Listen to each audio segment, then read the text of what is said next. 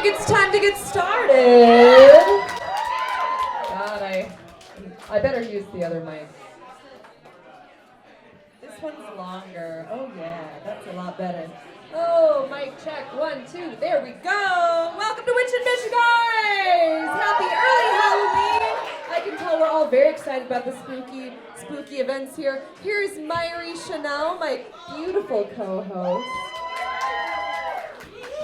She is dressed in what I can only call witch couture. It's very nice. I'm wearing bones. You're wearing the Scorpio symbol. It's Scorpio season. Fuck yeah. So again, this is an open mic. If anyone is really fiending to go on at some point, they're like, damn, I could do that. Then just sign up. And I see someone doing the universal I can't hear you gesture. So there we go. All right. All right. We're going to have some music for you tonight. We're going to have some drag. We're going to have some comedy, first and foremost. Thank you so much for joining me. I'm just going to start you guys off because it's the worst job, and I'm going to do it because I'm a really selfless person. Thank you. Yeah, I really deserve that. Thank you, Joey. So do you guys watch reality TV, or are you happy? Me neither. Yeah. I do love reality TV. Oh, she's so sweet. Look at her. She's giving me that. I do love reality TV. Not everything. Like, I don't watch, like, House Husbands or any of that shit. But I do watch all the juicy dating shows. Those are my absolute favorite. They're filthy. And it's because my life has not turned out the way that I wanted it to. And so I like watching those. I love 90 Day Fiancé. I love... Bachelor and Bachelorette, not so much. I prefer, that's a little too classy for me. I prefer Bachelor in Paradise, which is where they take, thank you, exactly, right? They take all the contestants from Bachelor or Bachelorette and put them on Fuck Island, and then just kind of encourage them to be as shitty and slutty as possible. And it's great, because it's all these people with zero emotional intelligence trying to articulate their feelings. And it goes about as well as you can expect. It'll be like, Kenny and I have this one-on-one, and it's going to be a really good opportunity for us to further our connection, and I can find out if he's the person I'm going to leave paradise with, and maybe even with an engagement. And then the date is them eating tacos off their naked bodies. Not a joke. That was on the most recent season of Bachelor in Paradise. They're like pouring crema and like raw, like roasted chicken all over each other. And then the date ends and she's like, I think we really furthered our connection and I think we really connected on a deeper level. And I think he might be the one. I think Kenny really might be the one. It's like, baby, no. He's a 40-year-old on a dating show and his name is Kenny. Woof. Woof. Tacos are important, but I'm glad that this is a little more COVID safe. You guys aren't eating each other off of your naked bodies. Another show, there was a guy openly talking about how he fucked a girl in what's called the boom boom room. Oh yeah. And he's like, oh well, I fucked her, but I'm not gonna treat so and so that way because I actually respect her. And it was like very calculated. You're like, dude, is your mom dead? Is that the only reason you're doing this? On national television, like you just know your mom's not gonna watch over this and judge you later. And speaking of which, ladies, do you ever marvel at the absolute nerve of men? Yeah! Now we're getting there this quickly in the night. That's right, it's Witch and Bitch Fest. Here comes the bitch part. Fuck yeah. No, I mean, like, I remember the first time getting on OkCupid, and there was a guy hitting me up, and he's like, hey, you want to come over to my house and smoke some kind and listen to some Tribe on my Bose? First of all, that maybe doesn't sound so bad, but I was 21 and he was 47. And I've dated an older man. I dated someone 20 years older than me, and he had the nerve, the audacity to cheat on me. And it was like, dude, you really think you're getting any better than this? Like, I'm hot and cool. Like, have fun looking like the Crypt Keeper in a few years because you do not take care of your body. You're gonna look like shit. I guess it scales up because now that I'm almost 30, I have 68-year-olds hitting me on the bar. And I'm like, why are you at the Matador? Take your belt buckle and hat and go back to the Cowgirl where you belong. Maybe Evangelos. But when they enter the underground, you're like, get the fuck out of here. Who the fuck? And it's a shame because I really like dressing up. I like looking hot, but sometimes it feels like if I wear lipstick, it's just like I'm broadcasting to everyone that I'm open for business. That I just want to fuck everyone. And here's the thing, I may be broadcasting to some people, but like not everyone. I have standards. I mean, they're like super low, but they exist. They exist. Just because I'm a Scorpio doesn't mean I'm obsessed with sex. Like, I totally am, but that's not why. I have an undiagnosed attachment disorder. That's why. And then I'm a lady comic, so whenever I get vulgar or talk about porn or sex, that's also just treated like an open invitation. And it's a shame because I like sex. But I keep dating people who don't. Right? Right? I had an ex, and I quote, they said they could take it or leave it. I'm not there with you, buddy. I'm sorry. I'm sure you'll find someone, but it's not me. Or if they do like sex, there's always a reason, like, oh, I'm too tired. I went out with your friends last night and I'm emotionally exhausted. The Target bathroom isn't sexy, babe. And then if we do have sex, even if it's good sometimes, they don't make any fucking noise. Guys, make some noise. Nobody wants to feel like they're fucking a mime. It's not golf. You're allowed to clap, so to speak. But I'm not looking forward to getting out into the dating scene, but you know what? You know what? There's a good side. At least we're not on a reality dating show. So I'm just gonna have to go back to my old habits and just fuck all my friends. That's probably what I'm gonna end up doing. Thank you guys so much for coming out tonight. Our first talented person is Mark Westberg. A fantastic musician to set this mic stand up for him. I'm gonna wipe it down with our little COVID safe. I remember my first time on OKC too. Here we go.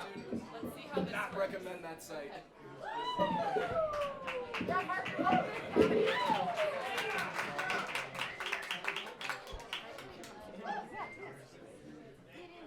Good evening, lovely people.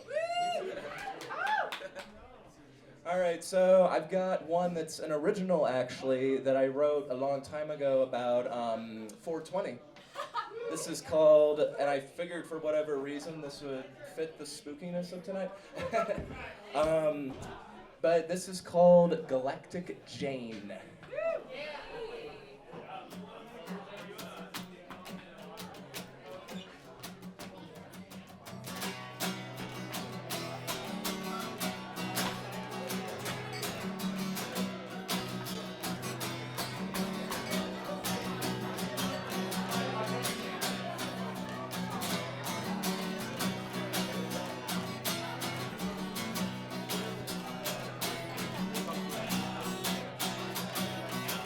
As we trip the light on St. Merchant's Way, reenact the Big Bang on a pirate ship. In my mind, Galactic Jane knows how to shake her hips. Splitting down the middle of my face, I am the orb of nightfall. I am your sailor's friend. Duration lost in the craters of my eyes. Duration lost in the craters of my eyes. Oh yeah, Galactic Jane. Oh yeah. Paranoia at the opera today. Sharing cryptic thrones with Galactic Jane. Well, she'll knock you dead and send you to the big sun in the sky, then fall from Mars and leave you sick in bed. Oh yeah, that apprehensive laughter. My brain belongs to Jane, echoing through the craters of my eyes. Echoing through the craters of my eyes. Ooh yeah. Galactic Jane.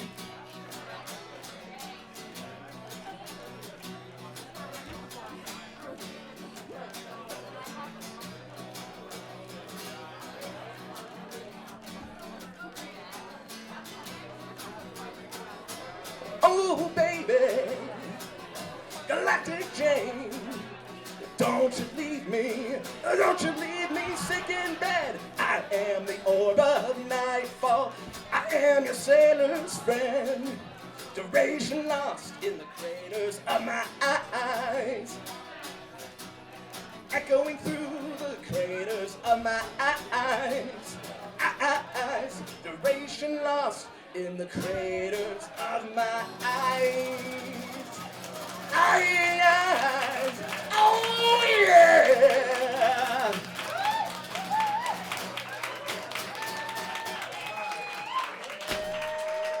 Thank you. Another round for Mark Westberg, ladies and germs. All right, thank you so much. It's so nice to have live music, isn't it?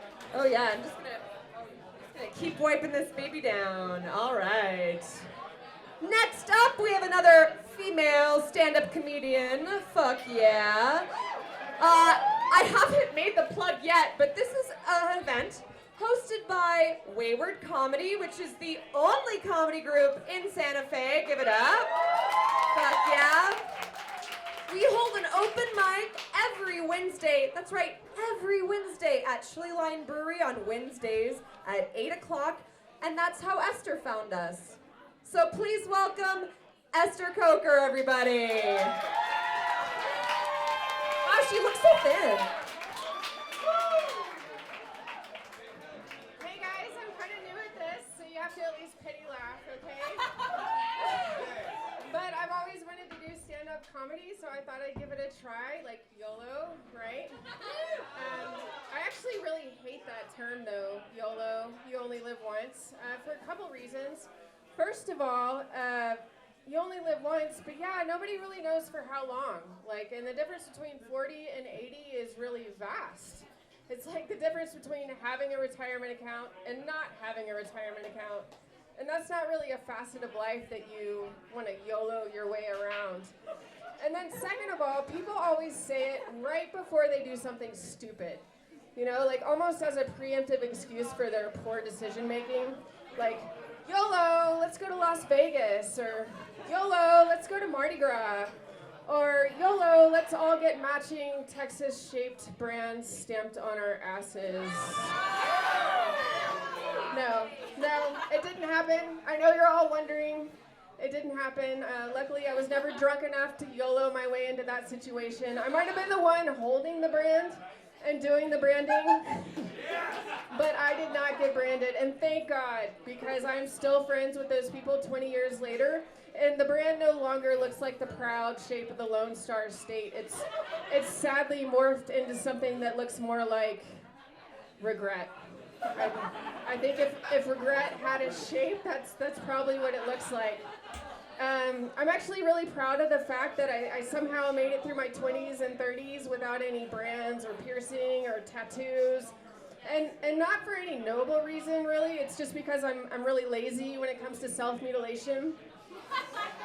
Yeah, I'm like, okay, let me get this straight. You want me to pay you how much to sit here for how long to permanently scar me with something that I will most likely regret later?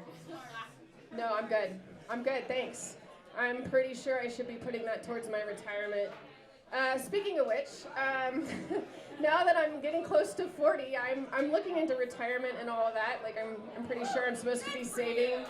And they have these equations that you fill out, you know, where you plug in your age and how much you make and how much you want in retirement and how much you have now. And it like spits out this magic number.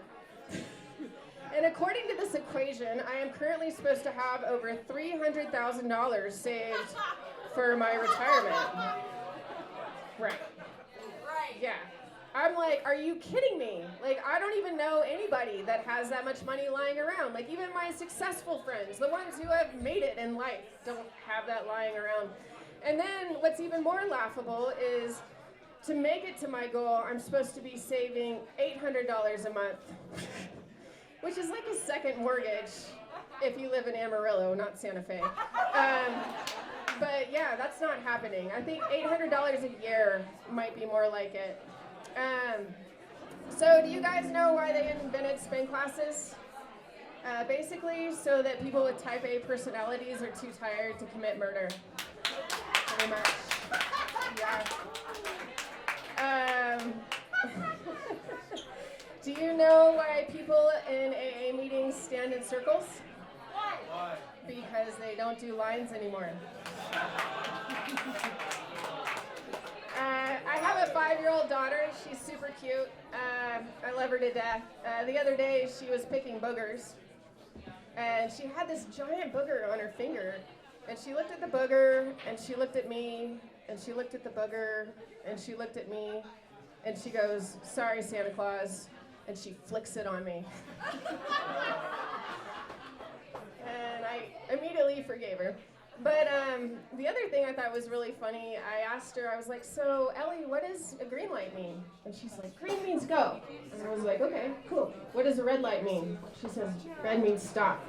And I was like, "Cool. What does a yellow light mean?" "Yellow light means go faster."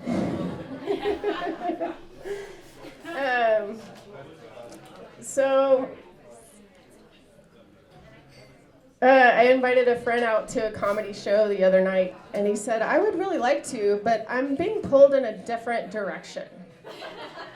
And I was like, what the hell does that mean? You're being pulled in a different direction.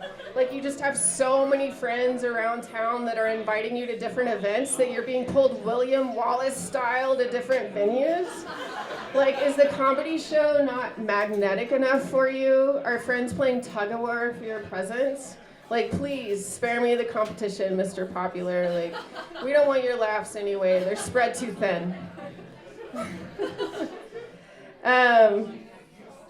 There's a neighborhood store that I frequently go to, and I'm usually buying like a 6-pack of Stella or some White Claw, like a typical white girl who can't handle her shit.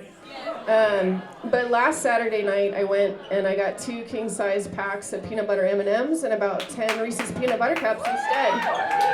And the reaction from people was notable. Like, this lady that was standing next to me in line, she was like, "Are you okay, honey? Has it been a hard week?" And I was like, well, that's interesting. Like, why are you more concerned about sugar than alcohol? Like, why are you more concerned about the 1,200 grams of sugar that I'm about to ingest in one sitting versus the giant packs of alcohol that I usually lug out of here? Like, are you afraid I'm gonna overdose on sugar? Like, are you afraid I'm gonna drive high on sugar? Are you afraid I'm not gonna make it to work tomorrow because of a sugar hangover? Like, back off, Judge Judy. Do I look diabetic to you? Like, peanut butter and spin classes are the only things keeping me sane today. Anyway, thank you guys very much. I appreciate it. Thank you, Esther. Give it up for Esther again. Wait, here, take a piece of candy. Take a piece of candy. Next up, we have... Sorry, I have to lube it up. Oh yeah, there we go. Now I feel really clean, which is usually not my MO. Next up, we have our visiting headliner comedian. That's right. Wow, give me a big wow in the back. There we go. She is fucking hysterical. We are so lucky to have her here tonight. Karen Carson. Give it up for Karen. Hi. So, as Isabel told you, my name is Karen. I'm a middle-aged white lady named Karen, you guys. Anyone else want to be Karen in 2021? No, not a one. Here's the thing. I love Halloween because I can be somebody else. I love that. I can like drop the Karen and just be a bee, right? A bee. Like someone who's always annoyingly buzzing in your ear. Or somebody who's drunk, right? Or somebody who when you try to flicker away, she's gonna fuck you up, right? Hell yeah, I'm a bee. Very on character. Thanks, Isabel and Wayward Comedy for having me out here. I've never been here. This is a very fabulous place. You all are like mid-20s and very fabulous. I like that. I like that a lot. Is this where like cool people go on Saturday nights? No, where's the cool people place? Home, Santa Fe? Oh, a couple people. God, I gotta find that place because really, on Saturday nights, I'm at Home Depot, okay? Or as I like to call it, Club Depot, okay? Anywhere can be your dance club if you want it hard enough, but I recommend Club Depot. Because guys, it's so great. I mean, I like guys and the male to female ratio, very attractive for me. I like that. And you know, I might be in a club in downtown Albuquerque and no guys will not talk to me. But if I find a man in an orange apron, oh, we're gonna make eye contact.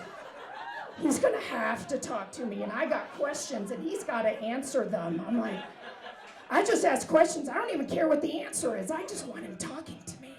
Like, how long is this hose? Or what is grout? I don't know. What's this rash on my leg, right? So many questions. I also like Club Depot, guys, because the aisles are so wide and they're playing John Mayer and Coldplay and Imagine Dragons, right? You can get down. Look, if listening to A Sky Full of Stars by Coldplay doesn't make you want to bump and grind and fondle some socket wrenches, something is wrong with you. Something is dead wrong. I'll tell you, I also like Club Depot because of the VIP room. Some of you would call it the lumber section. I call it the VIP room. I love the smell of lumber, all kinds of lumber. I also like it because I can yell, bring me the lumber, and that like makes sense. But most of all, I like the fact that like downtown Albuquerque on a Saturday night, I'm like a 3 or a 4 in the lumber section. I'm a hard 11. That's right. Oh, hell yeah. I really shouldn't be out at clubs, but my husband, he got banned from Club Depot, okay? And I'm not making this up. He can't come with me to Home Depot because apparently when you're a middle-aged white-collar guy trying to fix up your house and you're constantly buying and returning and buying and returning and buying and returning shit because you don't know what you're doing, they think you're an organized crime, okay? I find that, though, very, very attractive. I like that. My husband's actually a much better person than me. I can't believe it's like, goddamn, it's like the end of the year. And he's like, how are those New Year's resolutions coming? And I'm like, I failed my first resolution by the second week of January. Because it turns out that resolving not to drink at all before 4, when you're at the office, not sustainable, guys, not sustainable. My second resolution I didn't get on until just this week. I went to Party City and I realized this is where I'm getting my workout on. I'm not joining Planet Fitness, I'm joining Party City. Don't pretend you don't know where that is. It's over by the dollar store, people, okay? Here in Santa Fe. You're not too highbrow for Party City. No, we are not. You are not. But guys, think about it. This is where I'm gonna get my workout on. You know, like, you're probably thinking that lady, like, needs a real gym, like with a pull-up bar for some upper body strength. I'm like, no. I wanna be that real rancho mom in the parking lot trying to stuff helium balloons in the back of her Honda Passport. Hell yeah, that's where I'm getting it on. Some of you like bougie fit people who go to gyms for like the spin classes like Isabel told you about. I don't need no classes. I'm just gonna fight the other customers in the aisle. That's what I did this week to get this cheap ass costume. I'm like, back off. I'm like, that's my Yom Kippur pinata, bitch. You gotta fight for those culturally inappropriate party favors. It's like nothing on the shelves. You end up with a bee costume. Or maybe you're like, no, I like those American Ninja Warrior obstacle course gyms. No, guys, this is all you gotta do. You just scamper down the aisle for your Lion King napkins, and then you like climb the shelves for those Blues Clues cigarette holders. TJ's got one on tonight. I saw him walking around with Blues Clues. And the last thing, you gotta like dive under those shelves for those Mike Pence pink handcuffs. Go, go, go. You got 2 minutes. Now, I'm working on it. Those are my resolutions summed up right there. I remember that my husband, of course, had to outdo me. He had 3 resolutions. You ready for this? Bullshit. He's like, number 1, I want to run a half marathon by the end of the year. Okay. Number 2, I want to lose a bunch of weight.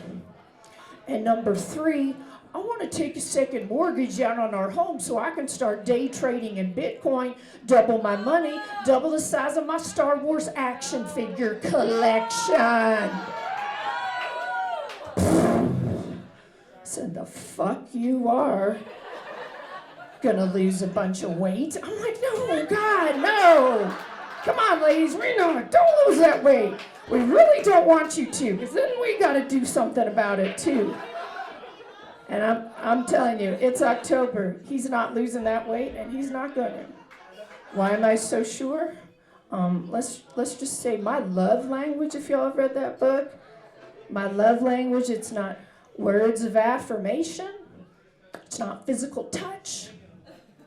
My love language is sabotage, okay?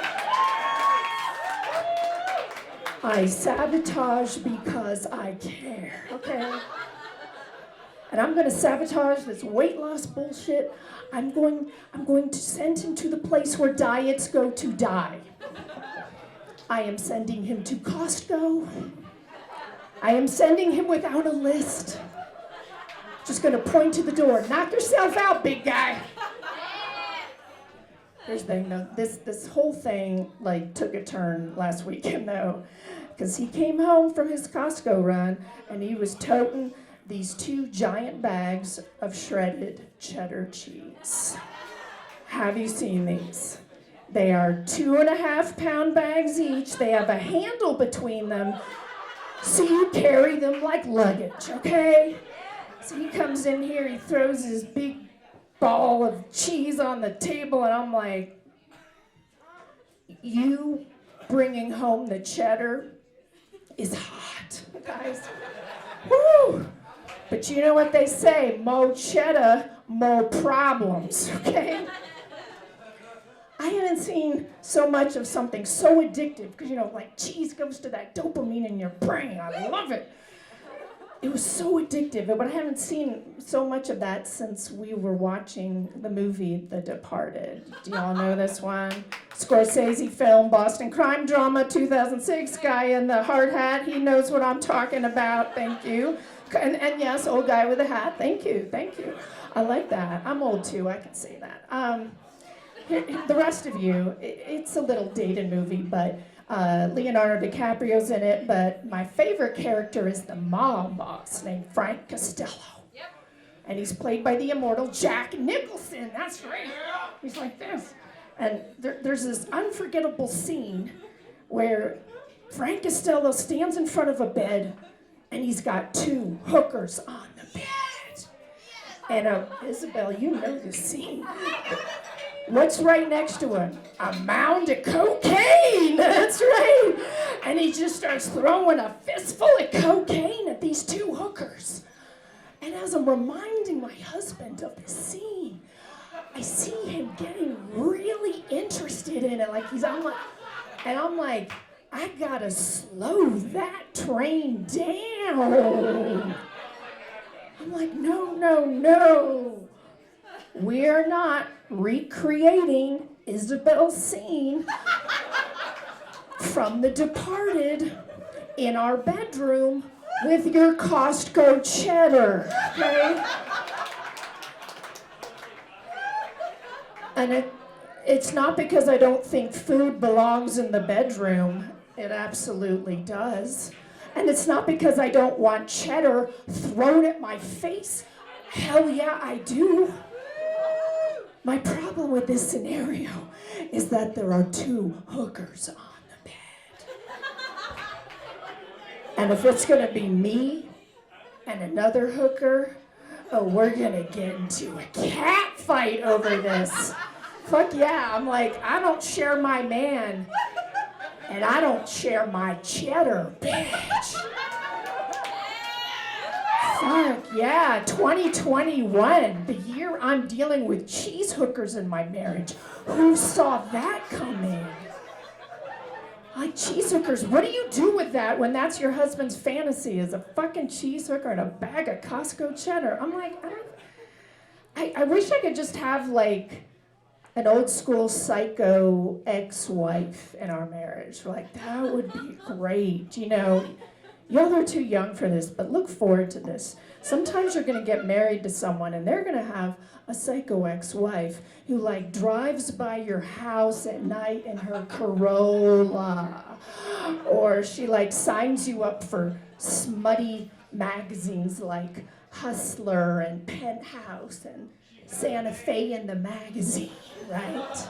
Oh, that's boring. Do you have good dental care? I mean, it's like out Santa Fe's 50 best dentists. I'm like, fuck, you got dental insurance? Not me. Or maybe she likes to call you up and leave you long, scathing voicemails that always end the same way.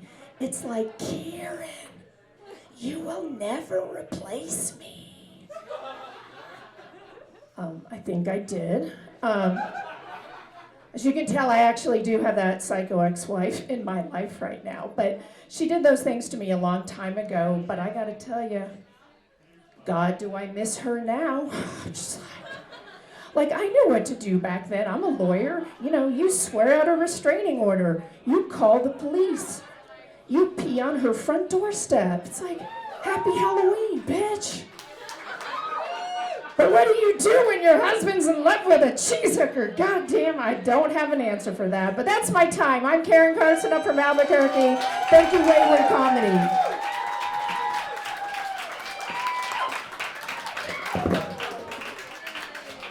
Oh, that was great. Oh shit, that was good.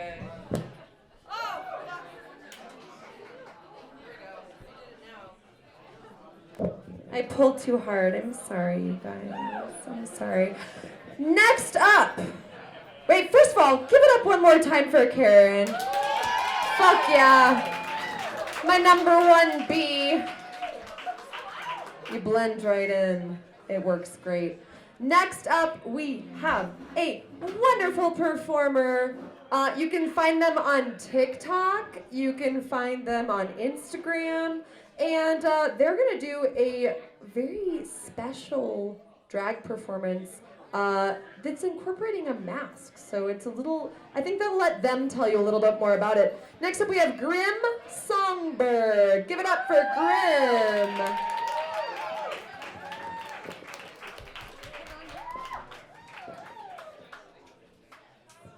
Okay, so, hi. Hello, this is my first open mic night ever. Thank you. And this is my first time doing anything live like this in drag. TikTok can count, it also can't count. It's a weird thing. But when I heard, oh yeah, masks are mandatory indoors, I'm like, well, that rules out lip syncing. So I decided to try slam poetry for the first time.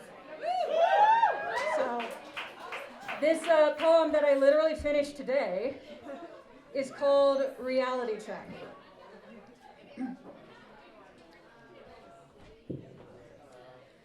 We sing about being cogs in the machine, how we want to break out and be free so we can finally breathe. Reality check. We're the pipes for our own pipe dream. Components for their schematics, all according to plan. Drawn up by greed-infested man, maintained by greed-infested man. So they live as vampires in their manners and us be their blood bags. We earn a living to pay off others, unable to afford chasing dreams, let alone have one. We live to give as programmed to keep in our heads. Meanwhile, millionaires are floating in space while they're watching us drown in debt. Meanwhile, I try to swim, just for a breath of air, while the consequences of getting a degree drags me deeper because I want to live free in the land of opportunity. Reality check. It's the land of opportunity to feed their wealth and believing if I do what I love, I'm fine. Reality check. I'm not fine. I'm living in constant stress with a mindset plagued with hopelessness. And God's forbid any emergencies happen because I can't afford to cover it. My paychecks from feeding the vampires are already spread thin to afford to get by, have my necessities to survive, and I am told to be grateful when they don't know I have the consequences of trying to have big goals, fending off my own soul like leeches with teeth so deeply embedded in me, they are now a part of me. And when I suffer from my leeches that trigger intrusive, hurtful speeches, racking my brain, when I just want to numb the pain to survive another shift, despite where I am in my internal war, you invalidate my suffering by telling me you should smile more. Reality check. I'm not alone who endures this constantly, and that is disturbingly normal. Reality check. We know we're not okay. We know you invalidate what's normal for us while you keep feasting and drinking our resources, gluttons that have nothing for the future ahead for most of us. Our blood, our sweat, but never our tears, for we shed them to an actively responsive void called social media. We shed them to friends who get it. We're lucky if we can afford to share them with a therapist. So we talk to each other and how we want to rewrite the norm, how we want to create change by brewing up a storm. Our voices be thunder that wake up the world. Our lightnings spark wildfires that cleanse the earth. May our flames reach your manners to illuminate your neglect. How you sang at us, life's a bitch, as we march with sharpened fangs, hungry to eat the rich. Reality check. We do our best, but it's never enough. It can afford our bills and notifications of how reality checks are rough. Reality check.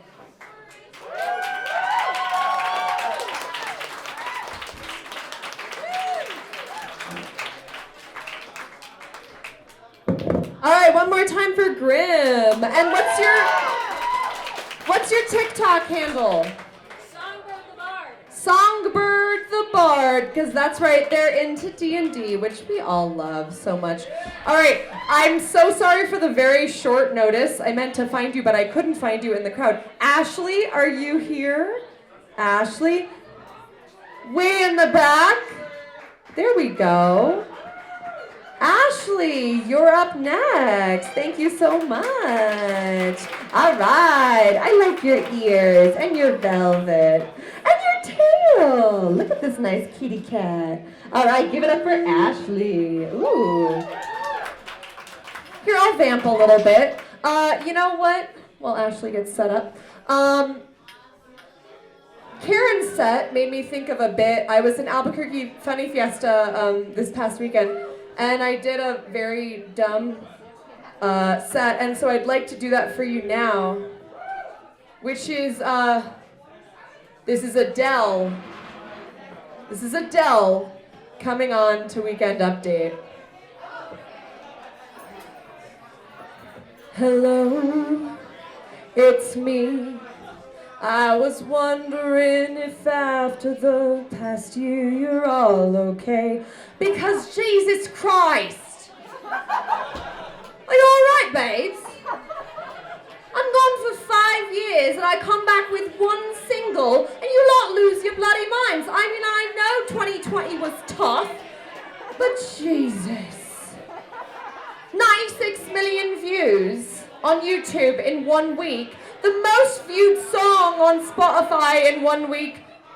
Didn't you hear the fucking title of the song? Go easy on me. But I'm not here to shame you. I'm here to introduce my new product line coming out. I would normally have a visual, but it's not available. Introducing the Adele collection. A tasteful selection of curated charcuterie.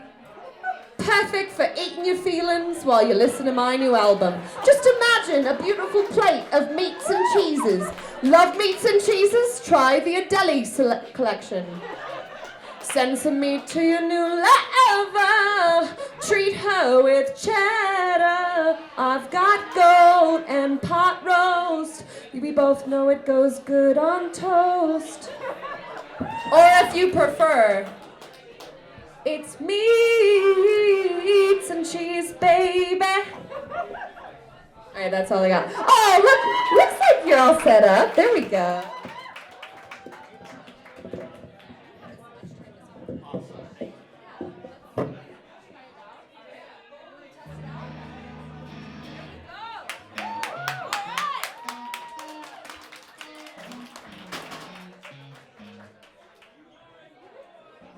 Hello. I'm Ashley. This song's about December, but, you know.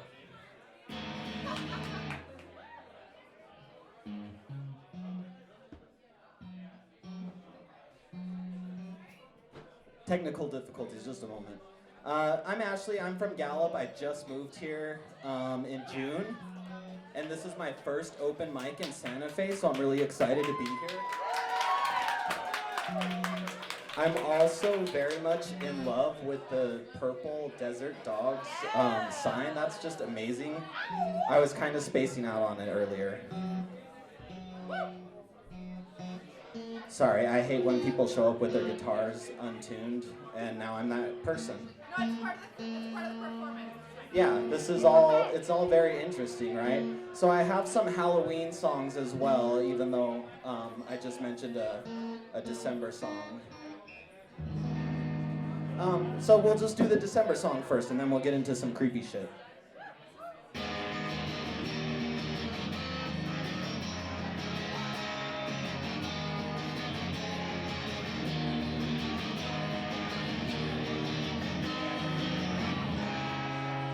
I'm still out of tune.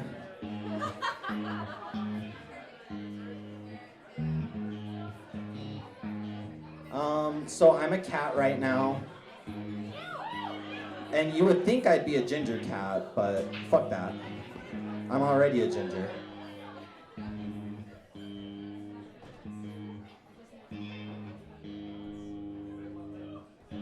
Okay, we're just gonna do this without the bottomy, sorry.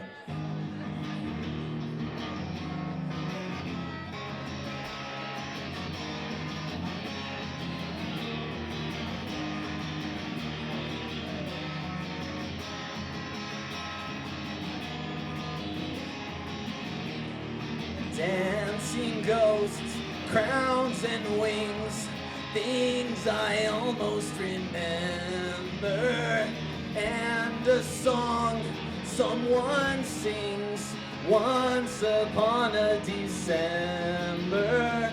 Someone holds me safe and warm, horses ride through a silver storm, spirits dancing gracefully across my memory.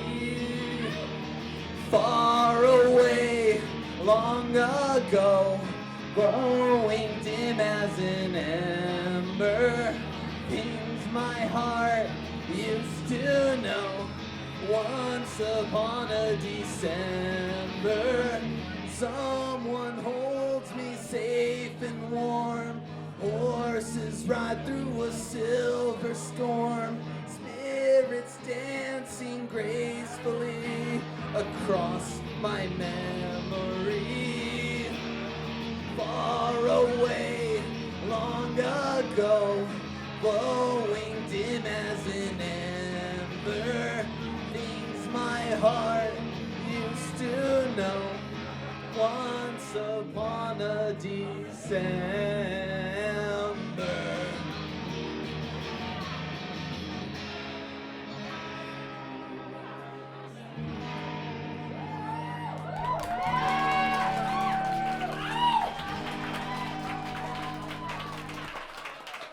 I appreciate you all clapping for that because it was terrible. haven't practiced with a mic since before COVID, so bear with me here. I have a couple, what do you call them? I wrote them. Originals. That's what they're called. Oh, I've been drinking the blackberry cider, and it's fucking amazing. Oh my god. Go get a blackberry cider. And tip your server. And if you want to give me a tip, I take cash. I haven't earned it yet, though, I'll be honest.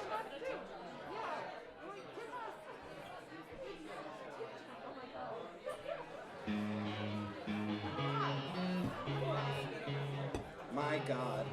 Can a guitar ever stay in tune? Not with the Floyd Rose.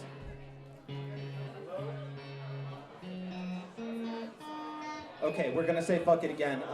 So, I have some murder songs for you. Anybody interested in like murder documentaries and stuff like that? So, here we go. Ladies and gentlemen, take yourselves to the foggy streets of London. The year is 1888. Who said it? There's a killer on the loose. His name? Jack the Ripper.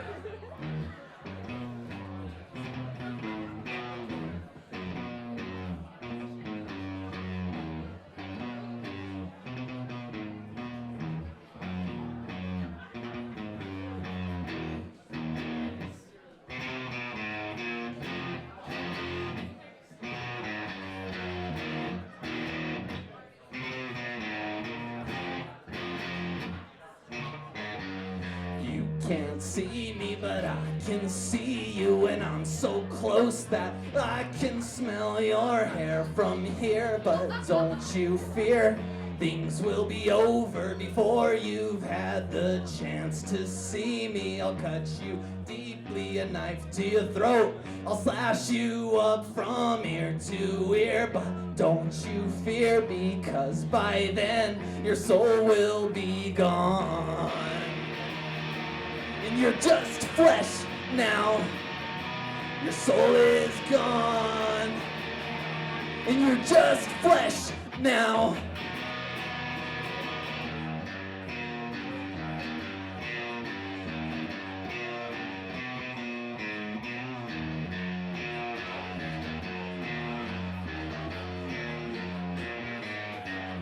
I've been watching and I've been waiting and I've been carefully contemplating the right time and the right place. I'll snatch you up, you'll fall from grace, you're gone. And you're just flesh now. Your soul is gone. And you're just flesh now.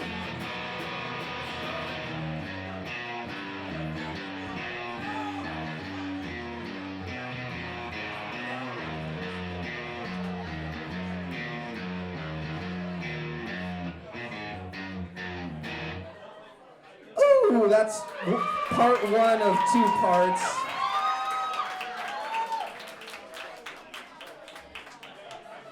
This is the last one. This is part 2 of Jack the Ripper series.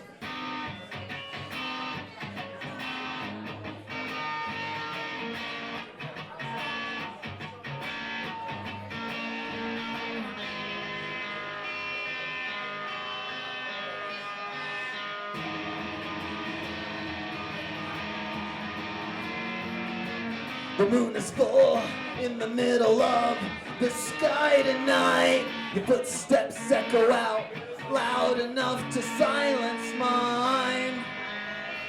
I'm closing in fast.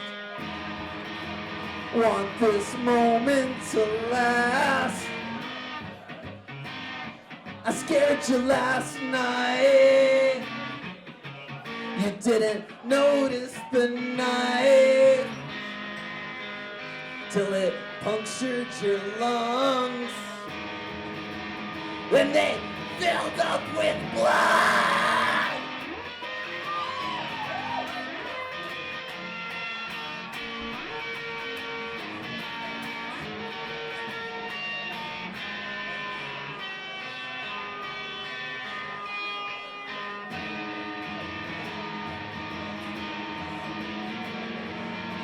The body count is about 3 times my age by now. A seasoned pro who shows no signs of slowing down. I'm just hitting my stride, and I'm feeling that ride.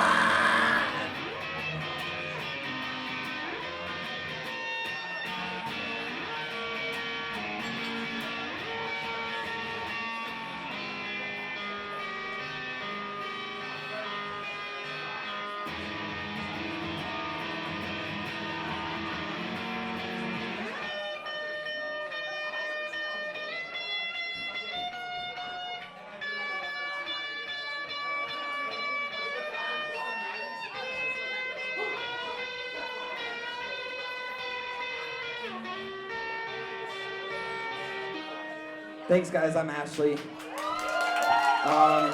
Anybody play drums? Anybody play bass? Come talk to me. Yeah, start a band with Ashley. Fuck yeah, this little kitty here. Fuck yeah. All right, while you're setting up, I have another. I'm doing the thing. Oh, there we go. Now we're all okay. I have another open mic person coming up. Goran. Yeah! Fuck yeah! Oh my God, you were so ready. Welcome. And say your full name, please. Introduce yourself. Thank you so much for being here. Fuck yeah, open mics.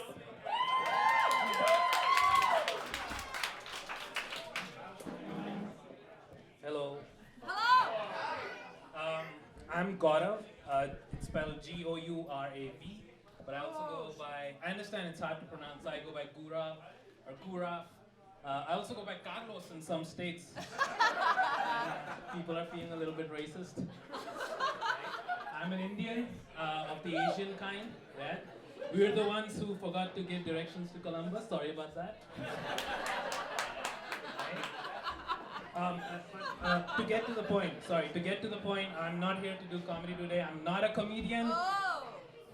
I just can't afford therapy. Okay? So I'm gonna take this time and tell you guys about something serious, something dark and deep that I've kept within me for the last 16 years. Okay? I've only ever told, it's a big secret, I've only ever told like 70 people. That's it. So I count on your discretion today, okay? Okay, so this is a very horrible thing that happened. So in order to give it the respect and sincerity that it deserves, I wrote a limerick. Oh, sorry. So the limerick, sorry, I forgot. Some of you are from American public schools. A limerick is a poem which is elucidated in a AABB rhyming scheme. Okay? Sorry about that. Oh, I mean, I know, I shouldn't crack jokes about the schooling system. I didn't even go here, I'm from India. I don't know anything about public or private schools. But you do. Except that you can get shot at either of them. That's right. Oh, shut up, it's gonna get dark. Okay, I'm just gonna go and start, and because I want to give it the severity and the sincerity that it needs, I'm gonna try to rap it, okay? Because I think, yeah, I'm gonna try to rap through my poem, because I'm gangster like that. Okay, so, I don't need any beats, I'm a gangster, so here goes. Okay. It was a warm summer morning, one of the hotter ones of the year. My parents were reading a newspaper, and I was playing with my teddy bear. That's right. I was 11 and I played with my teddy bear. It was a rough time, guys. I'm from a middle-class Indian family, and we were in South Africa, which is a first world country, right? And we couldn't afford anything like skateboards or Nintendos or anything that you need for white people friendships, okay? Couldn't afford it. So I played with my teddy bear. In my defense though, I did remove the I love you sign that it held for me. Okay, I did remove it because I didn't care, you know? I didn't care. I already knew he loved me. Alright, so let's get to the point. This is not about the teddy bear. Let's move the story along. I looked outside my window and I saw a pigeon which didn't belong. Okay? So I went to investigate outside. I made sure my parents knew. But my parents looked at the teddy bear and said, please do. So I approached the pigeon, okay? I approached the pigeon. It was there all on its own, okay? It was there all on its own. And when I came, it turned around because it wanted to be alone. But he was in my turf, okay? I wasn't gonna take that shit. So I went up to him and I declared that he was mine. I put him in the cardboard box where the teddy bear had been assigned. That's right, I kicked the teddy bear to the curb. It was all me and pigeons, just like Mike Tyson. Now, water was the only thing that the pigeon accepted. Water was the only thing that what I gave that I offered. And not one glass, not 2 glass, 7 full glasses he ordered. All that water, he got hopped up on it, and he started to break dance on the bricks. Kicked my cardboard house down. What a fucking prick. But anyway.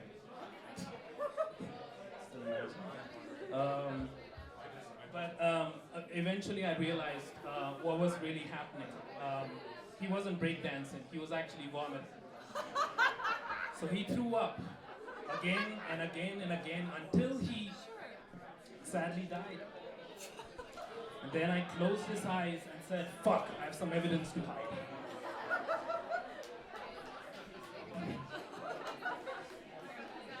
At this point I was freaking out, guys. I was flipping out. This was my first murder. I was very anxious. I didn't want to go to jail. I didn't want to be nobody's bitch. So I did the most American thing I could at that point. I tried to blame it on the neighbors. So I picked up my dead friend and threw him to the other side. But the fucker hit the wall and fell back inside.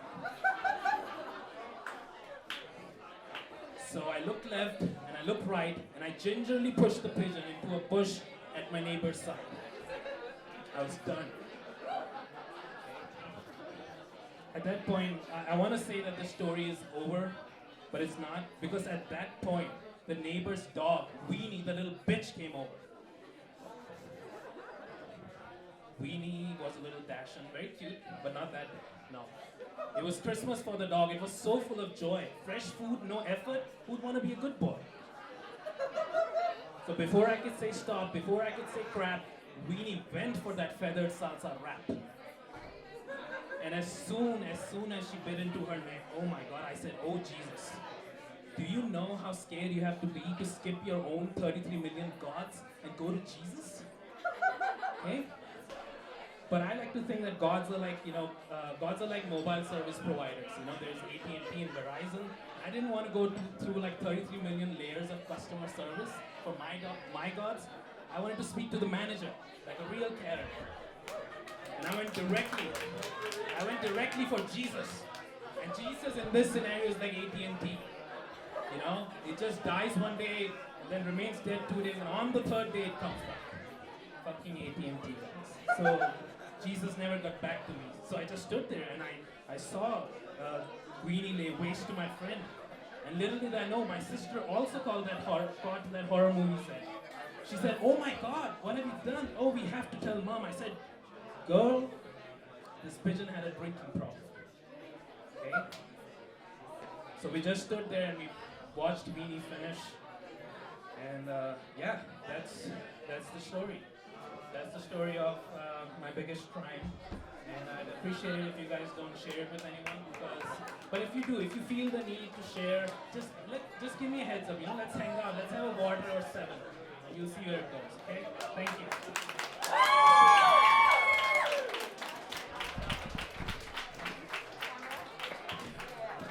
All right, Gaurav, give him a big round of applause. Fuck yeah. Next up, I'm so happy to introduce him to you all, and he's in a great costume tonight because we might be in that country. We've got TJ Jones, a favorite comedy favorite, and God, I love him. Oh. Oh, I'm glad you like the costume. I'm a big fan of Diana Ross, so I think I nailed it. I can't pull that off.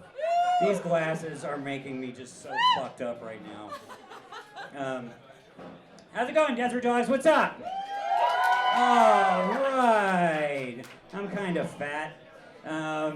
Yeah, I always knew I was fat, but I was getting out of the shower recently. I'm really sorry for the mental image.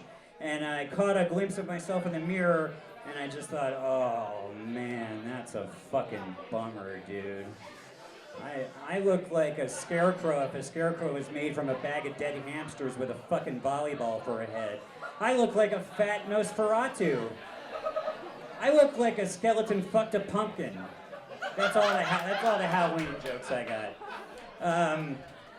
But I decided to try and do something about it. I bought an exercise bike and I went on a diet and I lost 25 pounds. Yeah, but I still look like this though, okay? So it didn't really help all that much. Ooh, and I discovered chafing recently too. Oh, chafing is so great, everybody. If you don't know about chafing, it's when one fat, disgusting part of your body rubs against another fat, disgusting part of your body until it starts to burn. I quit doing, I would have never quit doing drugs had I known that I was going to gain all this weight and then all this was going to be on fucking fire all the goddamn time. Man, it feels like somebody just sprayed Tabasco sauce all over my inner thighs. And I had this job where it's a really physical job where I have to do a lot of heavy lifting and everything. And we'll be doing something at work. And I have to stop in the middle of it and just be like, oh, wait a second, you guys, hold on. Oh my God. And my coworkers are like, dude, are you okay? What the fuck is going on? I'm like, oh man, it just burns so fucking bad. How the fuck did it get up inside my asshole? Oh, this is going so good. Got everybody's attention. Yeah. If you're like me, then you hate everything. I hate everything. I even hate the things that I love, but and I certainly hate myself but I feel like that's healthy because I'm really fucked up. I shouldn't love myself knowing myself as well as I do. Okay, let's put it that way. But I don't want to walk around with like this black brick of hatred on my heart all the time. I want to focus my hatred on like big issues. Like I want to hate racism or I want to hate injustice. But I realize that those things are always going to exist, so it's kind of a waste of time. So I decided that I'm just going to really hate country music. Because I truly believe that if we all band together, we can eradicate country music in our lifetime as we know it. Yeah. And then racists will have nothing to listen to. No more songs about red cups and pickup trucks for you.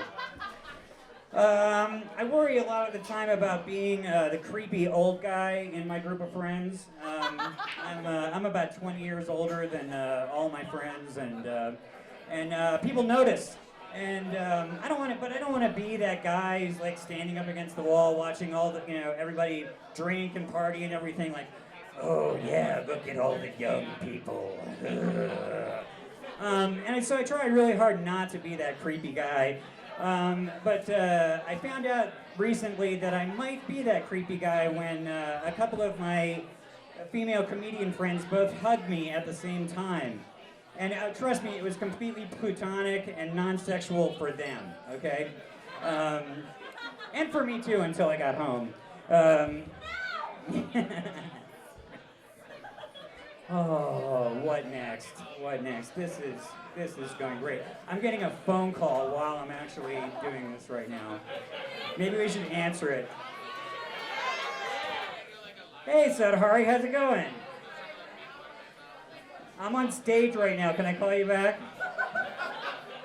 Say hi to Sadhari, everybody. Bye. Oh, she hung up. Oh, I get asked this question a lot. People ask me this all the time. People I don't even know that well. They say, TJ, why are you so angry? And my response is usually something like, fuck you, I'm not angry. I am kind of an angry guy. I feel like my anger is justified a lot of the time because I have 2 ears, 2 eyes, and a brain.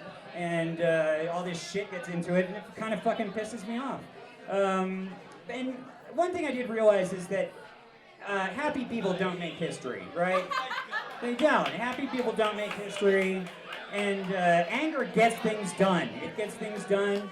And do poets and musicians, do they sit down there like, oh, you know what, I'm really happy, I should write a song? No, they don't. They don't do that. Fuck happy people. They don't get shit done. They're not doing the work, okay? I'm angry about all kinds of stuff, like my real doll just decided to transition. That was fucked up, man.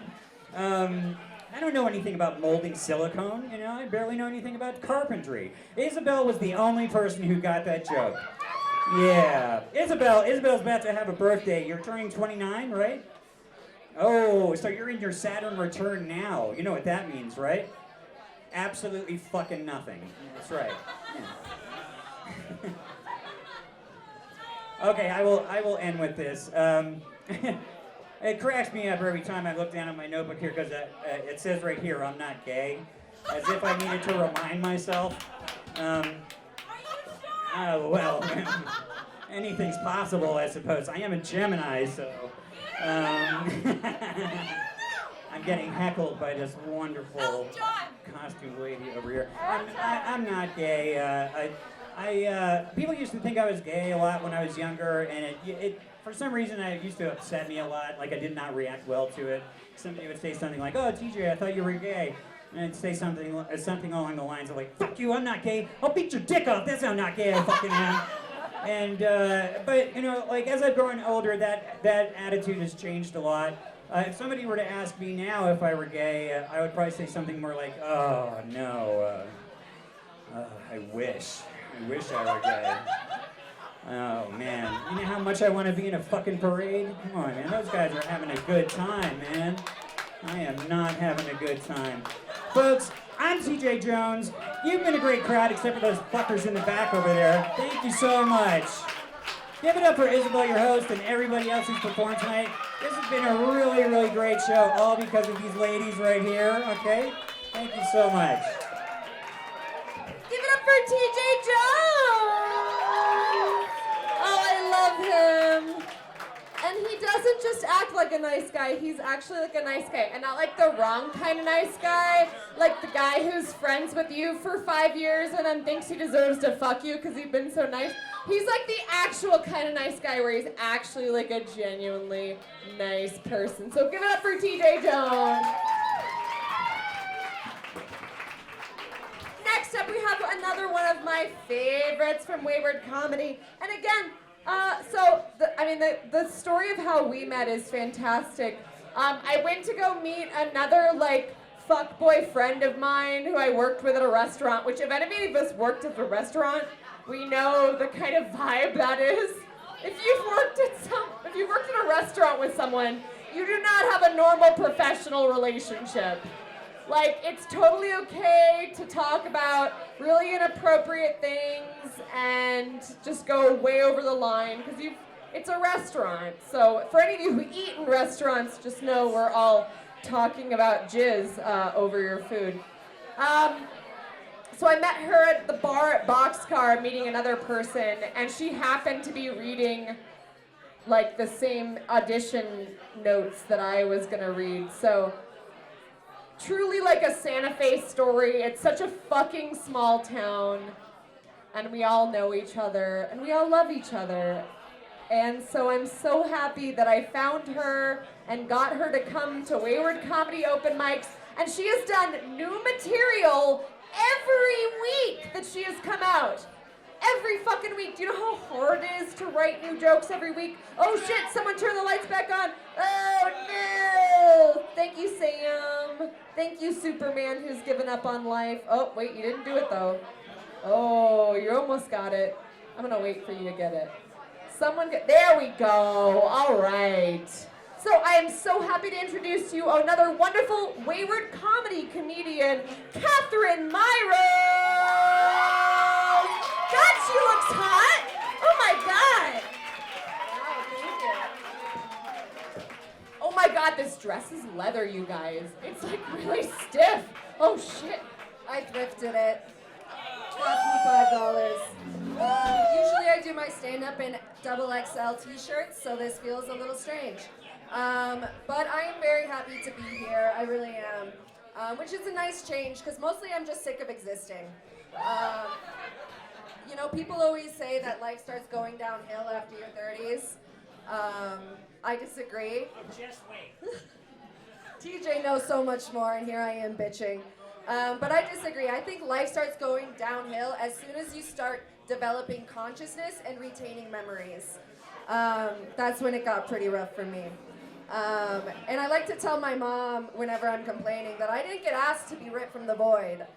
She loves that. And I've never felt that more than when I recently re-entered the dating scene, like actively. Because I would like go to bars and like make out with random people because like I needed a confidence boost. We've all been there. But I actively started engaging in having people know me, which sucks. Like I forgot how rough that was. I see a lot of nods in the crowd. I know we feel the same way. But genuinely, I've been going on a lot of first dates. I wish I was going on more second dates, but a lot of first dates. And you can learn a lot about yourself from unsolicited comments and questions you get from your dates. And so I am going to share with you a few of those things that have been said to me since this torture has begun. So genuinely the most common question I get is, how tall are you? And the honest answer is I don't know how tall I am. Does anyone here know exactly how tall they are? Do you guys want to know why you know exactly how tall you are? It's because you're insecure about your height. I'm sorry. I'm also told often that, well, I get told a lot of the same things in different ways. I get a lot of aggressive, upfront. I've even gotten abrasive a few times. I come on very strong, and you know, with all of these first dates, I started thinking about like, why am I the way that I am? Why? And I don't know if you're like me and you do this, and somehow you come out of it more confused than you were before. Because that's what happened to me. Because I grew up in the Midwest in a very conservative Catholic family. Yeah, we're cheering for that. And honestly, I was a really good kid. I went to church every Sunday. I went to Sunday school. I got really good grades. I didn't touch a penis until I was like 17. Thank you. Virgin goddess. I actually thought I was going to be a nun for some time. Which if you know me at all, that seems absurd. But eventually I started to have issues with the Catholic Church. I had questions. I also realized I liked girls as well, which was also a problem. And the Catholic Church didn't like either of those things. And so eventually I removed myself from that. But there's something about being Catholic that like follows you everywhere. It's like they can smell the incense remnants on your soul. Is God telling me something? Like, woo! I know we're drinking, but please try and keep the lights on. Thank you! And so, but they can smell the incense on your soul, I swear to God. Like, I was at work the other day. I'm a server, I have 2 degrees, and I serve tables. I'm sure a lot of you can relate to that. And I'm a different person when I am at work. My voice goes up 2 octaves, I say sir and ma'am, and I'm the nicest fucking person you have ever met. But I was serving the other day, and unknowingly I was serving a priest. And I swear he knew. Because it gets to the end of the meal, and I hand him his check, and he says, "You've been so wonderful today. I'm a Catholic father. Do you mind if I bless you?" And I've worked so hard to shove that little Catholic girl so deep and far out of sight that I've never seen her again. But all of a sudden she reared that ugly head and she said, "Yes, Father, bless me." And he did. And he like didn't even do the air cross. He put his hand to my sweaty ass forehead and held my hand while he did it. And I can't help but feel like I'm being punished. Don't tempt me with a good time. I love a good heckler. Give me it.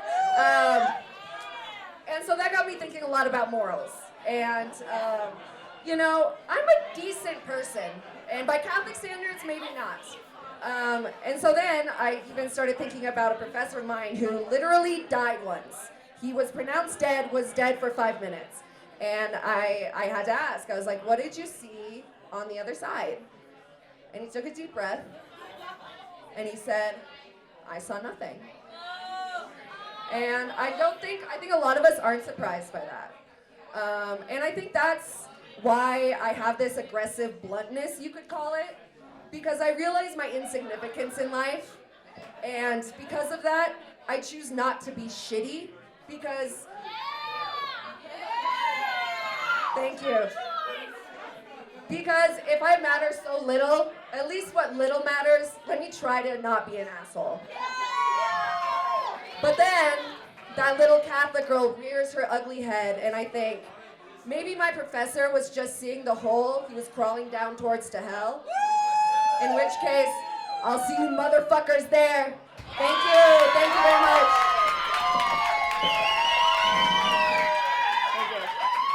Give it up for Catherine Myros. God, she's hot as fuck. Woo. Woo. Next we have Devin.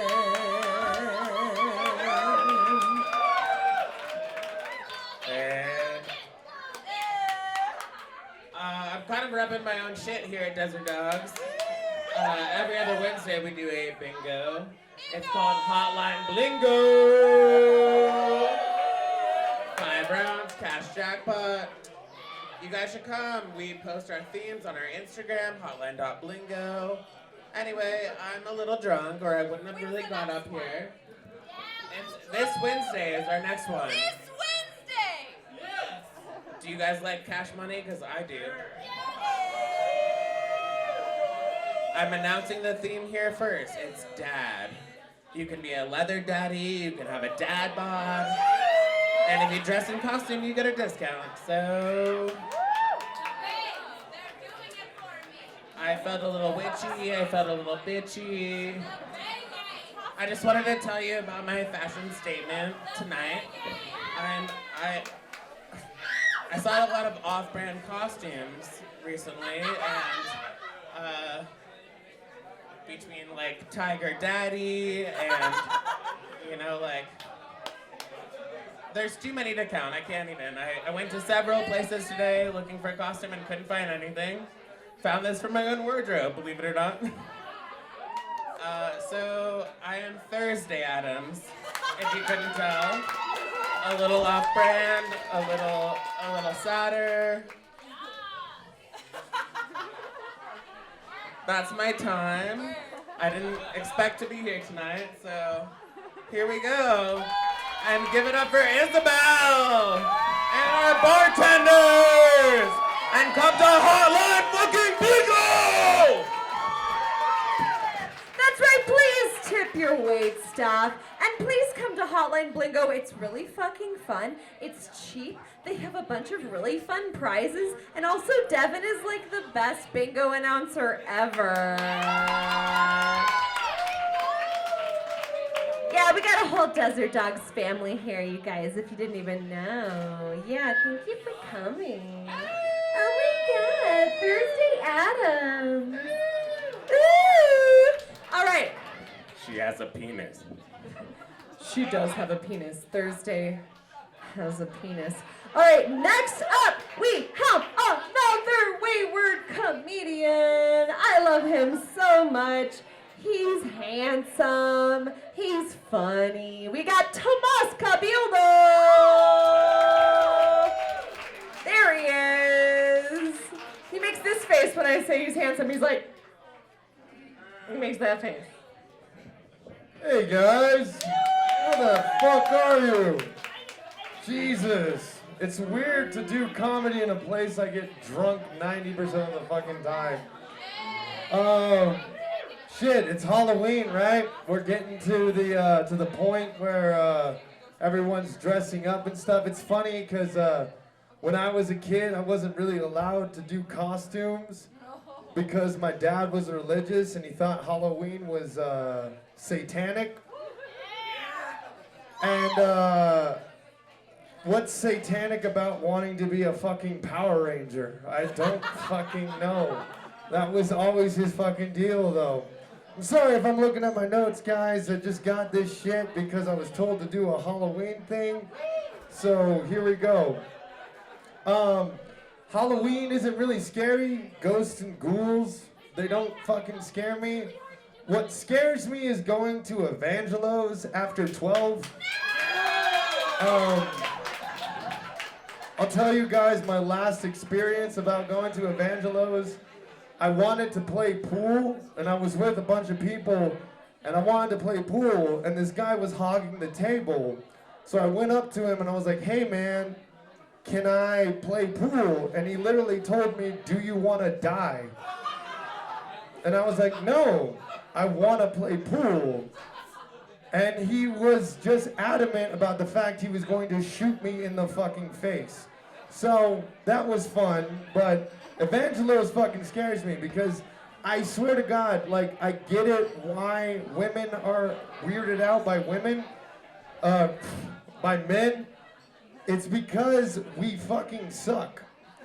We really do. We have bad tendencies. Like I was witnessing tonight, a dude just went up to a chick and was just like, hey, do you want to ride me?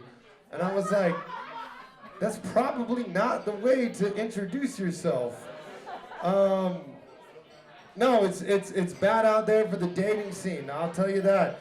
It's not a good fucking place because dudes are fucking crazy. I will say that. But women are crazy too, but we have differences. We do have differences. Ghost ghouls, blah, blah, blah. So, it's Halloween. I did kind of dress up. Yes, it is a lying thing. I dressed up as someone in their late 20s trying to relive their early 20s. You can tell by the leather jacket and the aggressive comb over that I have because I'm trying to hold on to any amount of hair that I have at this point. I was gonna dress up. I thought about it. I was thinking what was gonna happen. Like I was gonna dress up, but I decided it was either gonna be Arthur from Red Dead Redemption 2, which none of you knew what the fuck that is, or I was gonna be Tomas the Train Engine, which literally I have no idea what that would be because you would not assume that a white dude would have a name like Tomas Arturo Cabildo. So, anyways, I don't really get costumes nowadays. Like, I'm sorry, Karen, but I never have looked at a bee and said I wanted to fuck it. It's like sexy costumes, like sexy. I didn't lead that up right, but it was like sexy costumes. Like everyone gets the nurse, everyone gets like the librarian and shit like that. But never once has there ever been a bee where I'm like, oh hey, that's some shit right there. Anyways, guys, that's really all I'm gonna do for you tonight. You guys have a great night.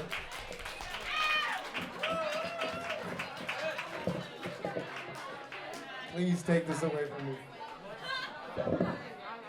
With pleasure. Give it up for Tomas Cabildo! Tomas Arturo Cabildo! He's spicier than he looks. I'm gonna play a quick song while we hook up our audio-visual equipment for our next bit. So bear with us for just a second.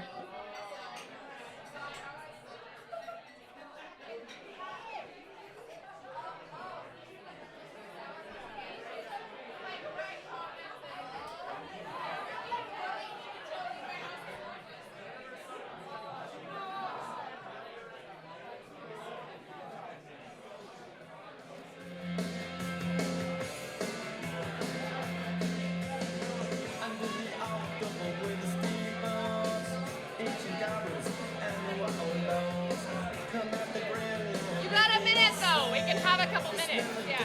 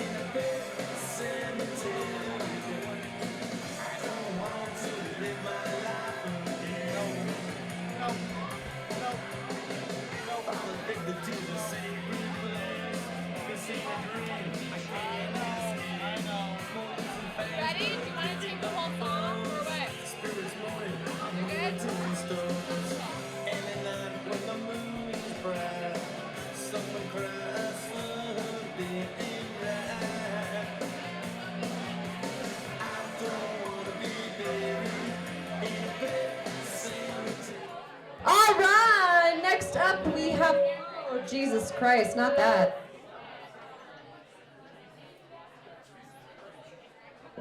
We're gonna use this mic because that mic is being naughty. We don't like naughty mics. All right, next up we have your next performer. We have Tori Frazee, who is a member of Ann Sons Theater, who is another co-host of this event. This event is hosted by Wayward Comedy, who has open mics every Wednesday, and Ann Sons Theater, which is represented by Myri Chanel right here. Yeah, give it up. And Tori Frazee, who's a company member. And they are going to do a song for you, and I am going to cue it up, and hopefully all of the audio-visual things go well. And I'm gonna let you do it.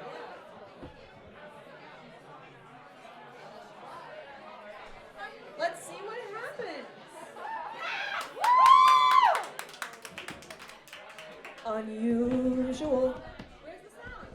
Oh, it's happening? No, it didn't work. It didn't work, but I'm gonna check it out. All right, let's see. Oh wait, like started from the middle. There we go. Yeah. I can't hear. God damn it, we're doing it. I swear, it's gonna happen.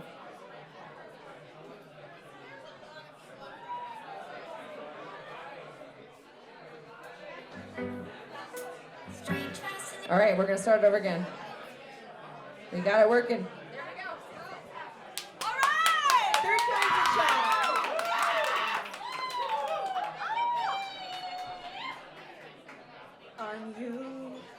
Now I can't even hit the fucking thing. Unusual. Basic strange fascination, infatuation, a lunatic. That's me. Call me what suits your taste. I just want to taste, and I've always heard it's what's inside that counts. My insides are red, yours are too, and the red on my face is matching you. And goodness, you're bleeding, what a wonderful feeling. You're down and you're bleeding, my head is just reeling. The red means I love you. Tasting your blood means I love you. The red means I love you. The red means I love you. Fortunate. They say such a shame I turned out this way, a maniac. Well, yeah, I get manic when I cause a panic, and of course I'm excited when I see you around. My insides are red and yours are too, and the red on my face is matching you. And goodness, you're bleeding, what a wonderful feeling. You're down and you're pleading, my head is just reeling. The red means I love you. Tasting your blood means I love you. The red means I love you. Red means I love you. You leave me high and dry. A rush comes to my mind, and the drops of blood you leave behind. But as you hide, my love will never, ever stop.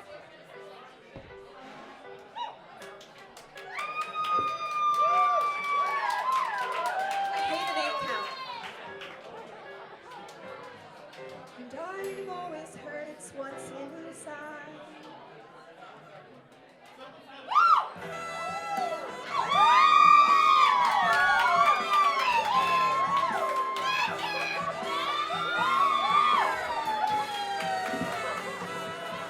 My insides are red, yours are too, and the red on my face is matching you. And goodness, you're bleeding, what a wonderful feeling. You're down and you're bleeding, my head is just reeling. The red means I love you. Tasting your blood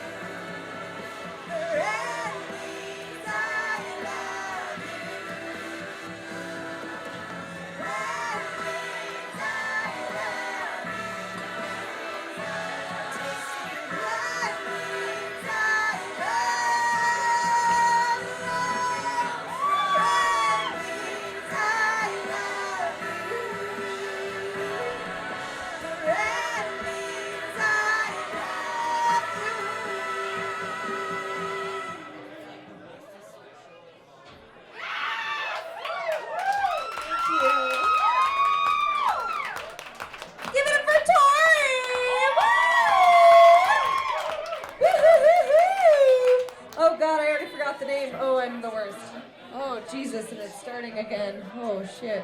There we go. All right, we got this. Next up, we have another newcomer, Jay Goods. Jay Goods, are you here? My open mic friend who is signed up. Yeah, yes she is. Yeah, do you need some time to set up? Okay, cool. We're gonna play a song while Jay gets set up.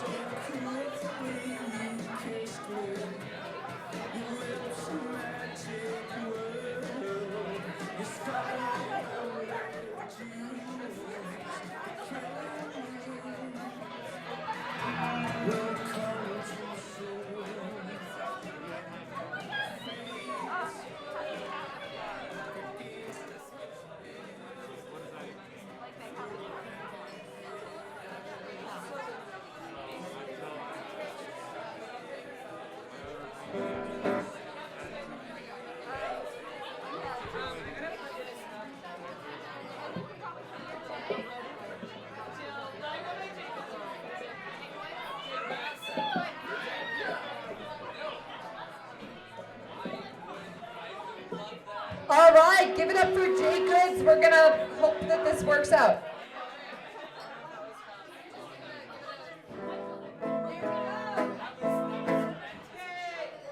Hello, check, check. Awesome.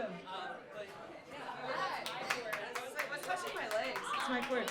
Hi, I'm Jay Goods. I'm passing through the area. I live in New Orleans, Louisiana, so I don't live here. This is my first night going out, so thank you. I'm gonna do one specifically for Halloween. I put a spell on you.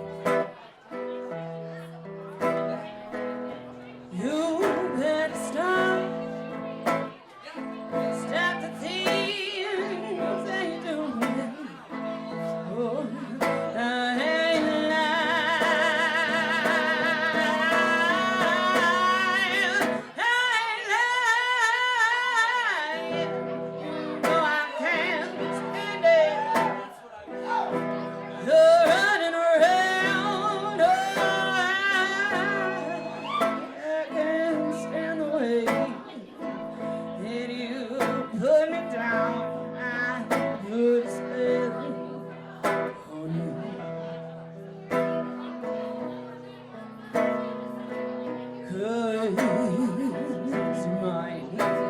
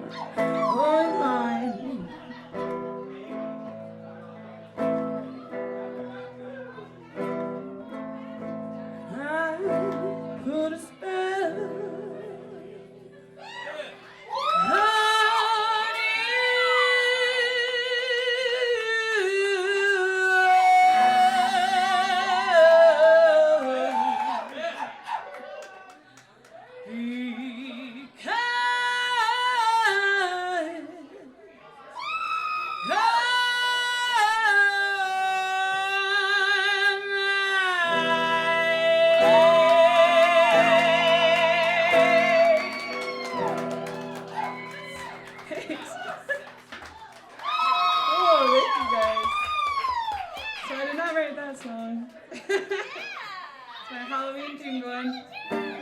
Oh, thank you. This one's an original one. Let me tune up real quick.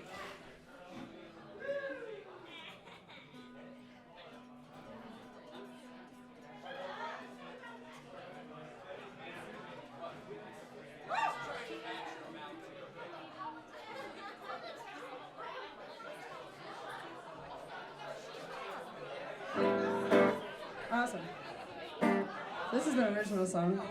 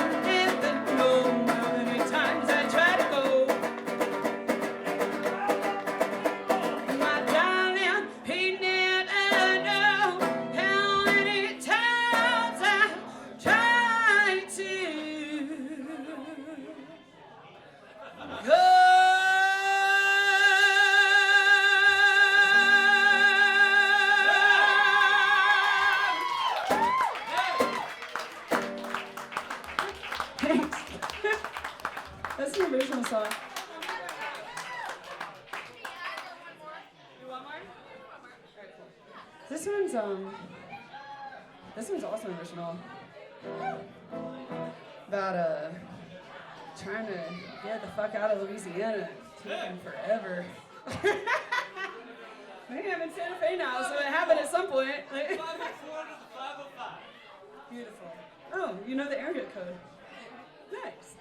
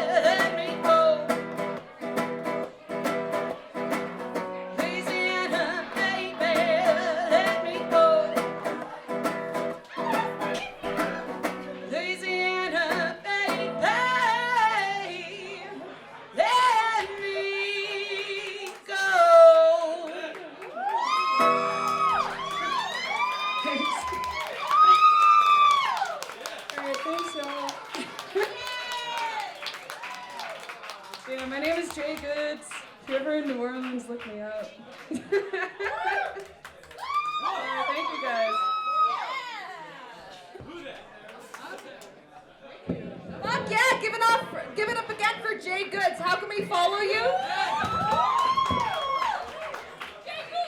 Jay Goods, Instagram, Facebook? Yeah, it's the J Goods Experience. The Jay Goods Experience on Instagram. She's got a band. She's got a fucking band in case you couldn't fucking tell. Give it up again for Jay! That was wonderful. I'm gonna unplug you there. There you go. That's for a very important song later. I'm gonna leave it right here. All right. Oh my God, we got so many interesting new people here. I'm so happy. Oh, thank you guys all for coming out. I'm gonna give you one more reminder to please tip your wait staff. Tip your fucking amazing wait staff here at Desert Dogs. Give them a round of applause. That's right. Last call is at 10:30, so get your drink orders in the next however many minutes until 10:30. Don't worry, Murad will remind you. He's got really good projection. Next up, we've got another Wayward Comedy favorite. In fact, one of the founders of Wayward Comedy here tonight. I went to high school with him. He's a big softie and the body of a proud boy. Why do I always say that? Because it's true, baby. 'Cause it's true. Oh, he says I have to give some people some opportunity to like him. They'll like you because you're likable. We've got Evan Galpert, everybody. Evan Galpert of Wayward Comedy. And look at this punum. Oh my God, he's got a guitar too. Oh shit. Oh shit, he's got a guitar too.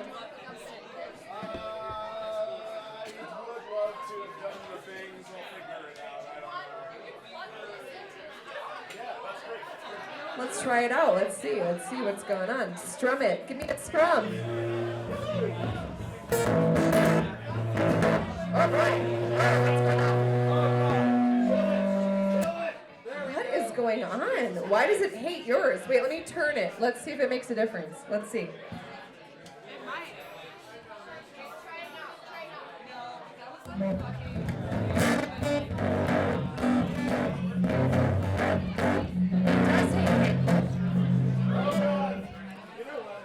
Yeah, it really does hit. Yeah, we're gonna do that acoustic because for some reason it hates Evan's guitar. All right, here we go. Thank you. Give it up for Isabel Madley one more time, ladies and gentlemen. As she said, my name is Evan Galpert. Yeah, I wanted to do a joke that was kind of Halloween appropriate, so I have a few Halloween specific jokes. One, how do you fix a busted jack-o'-lantern? With a pumpkin patch. Yeah. All right. Second one, what's the problem with twin witches? Which witch is which? The other thing that came to mind is we live in a world of needlessly gendered products. You can buy deodorant that looks like a transformer because you're a guy and it's got to look like it's made out of bulletproof steel or something like that. So I started thinking, like, what are the other needlessly gendered products that we need in the world? Like, what if coffins were just needlessly gendered towards men? So you were like, you know, because like they would market it like this. They'd be like, the real threat of COVID-19 is not the ever-rising death toll. It's the fact that the lawless, liberal, elitist grave looters are gonna come after you in the ground to steal your guns and toilet paper that you buried yourself with like an American pharaoh. That's why you need a coffin that's tough as coffin nails. You need one of Bob's boxes. That's right. Bob's boxes are equipped with nothing but thick plate steel made in America. And each one of Bob's boxes comes with a mini fridge and a TV. So you can bring your beer with you to the afterlife, watch your specials. Not to mention every one of Bob's boxes is equipped with a grenade with a pin attached to the top so that if anybody does try to loot your mortal remains, you won't be safe, but neither will they. Bob's boxes. Because it's just a box, right? Wrong. Bob's boxes. You know? That's what I would say. This is gonna be so hard.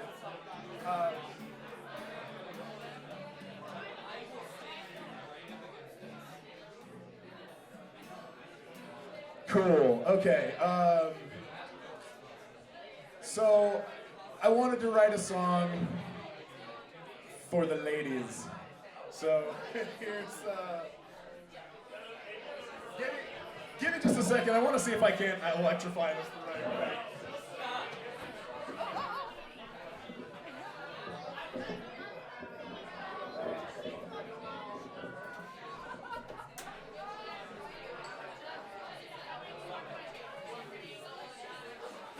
Once this is over, you guys are going to be like, oh my god, I can't believe we did all of that just for this performance. Okay, cool.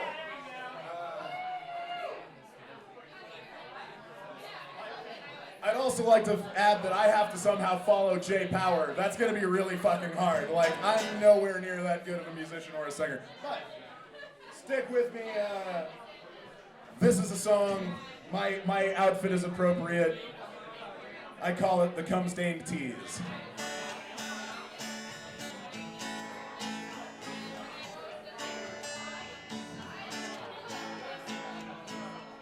Hey there, vagina, how the hell did you get so sweaty? You're 1,000 miles away, but damn, my cock is just so ready for your poon.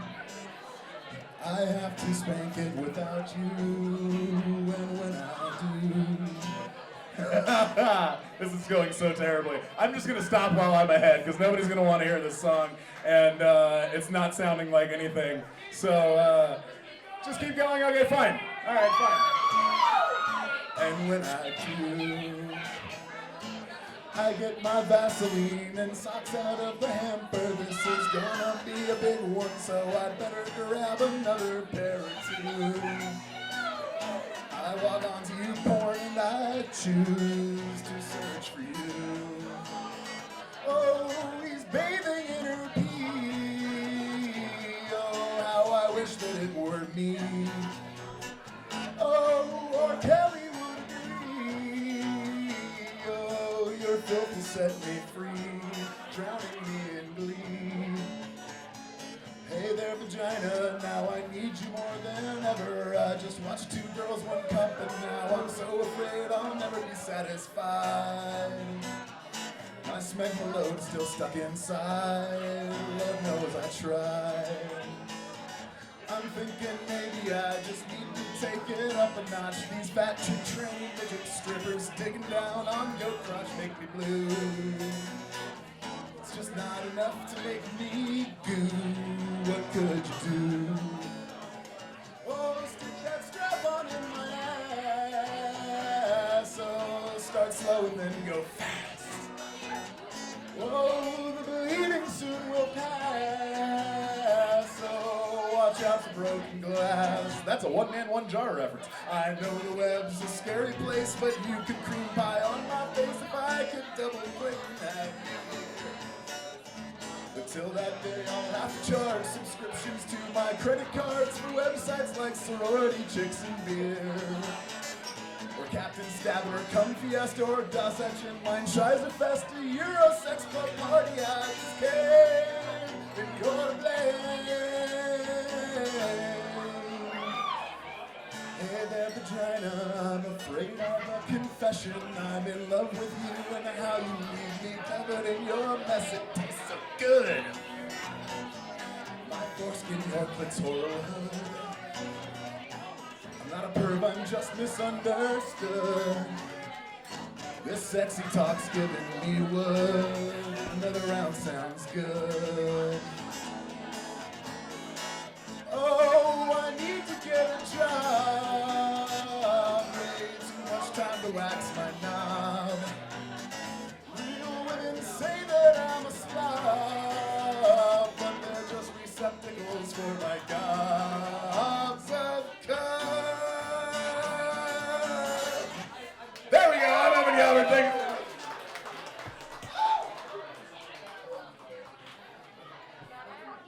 Keep it going one more time for your host, Isabel Natalie, please, come on. Come see us every Wednesday at Chili Line Brewing Company. de-emphasis on the word cum.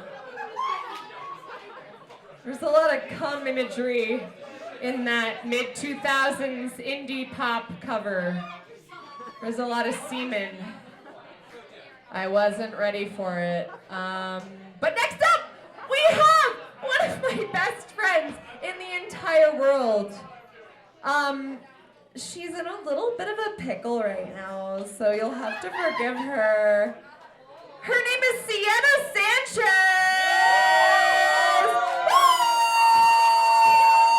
Oh, baby, you're gonna do so good. Oh, she's gotta get her wig straight. Hold on a second, we've got a lot of, there we go. Oh, she looks good. Doesn't she give Sienna Sanchez a round of applause?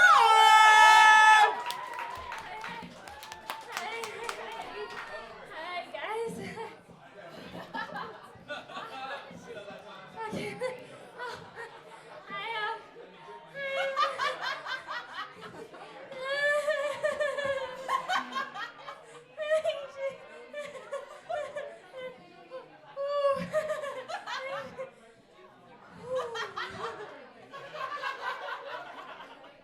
Oh my god, could you imagine?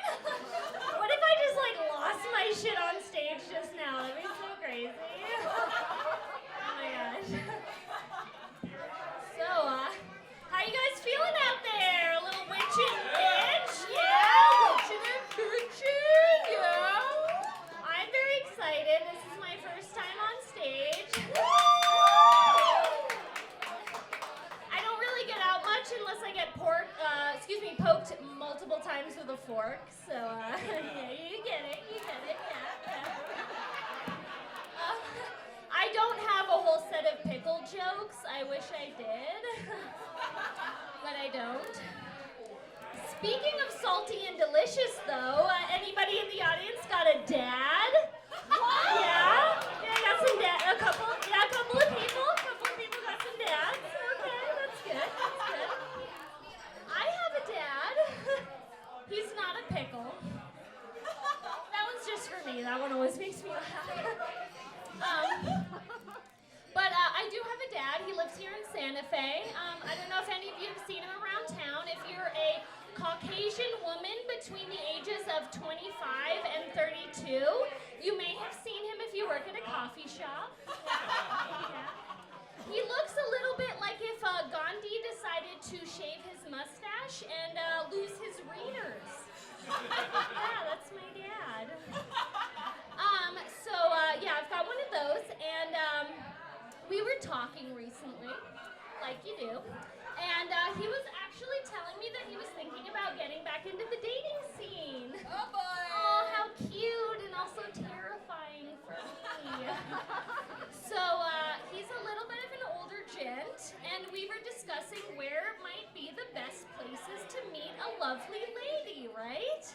And he said, I think I might check out, Evangelos.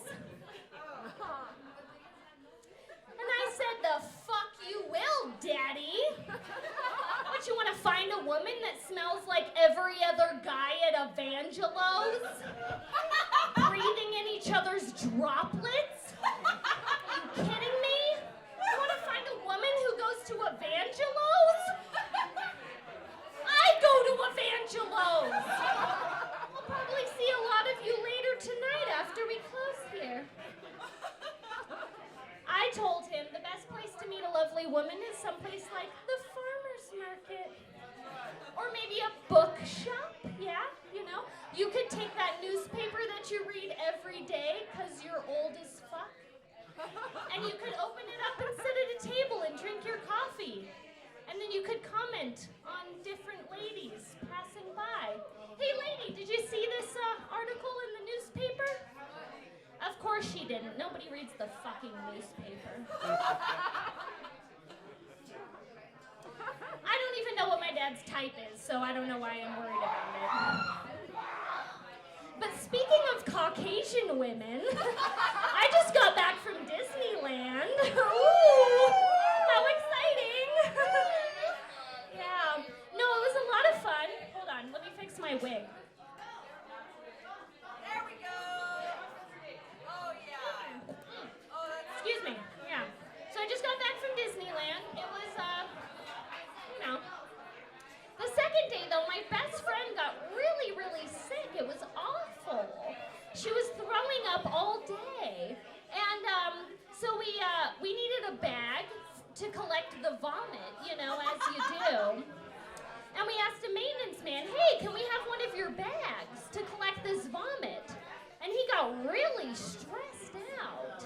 And it was odd because I figured that we were helping him out, you know? I mean, the options between should I throw up on the ground and let it splatter everybody's shoes, or should I collect it carefully in a bag? And I don't know.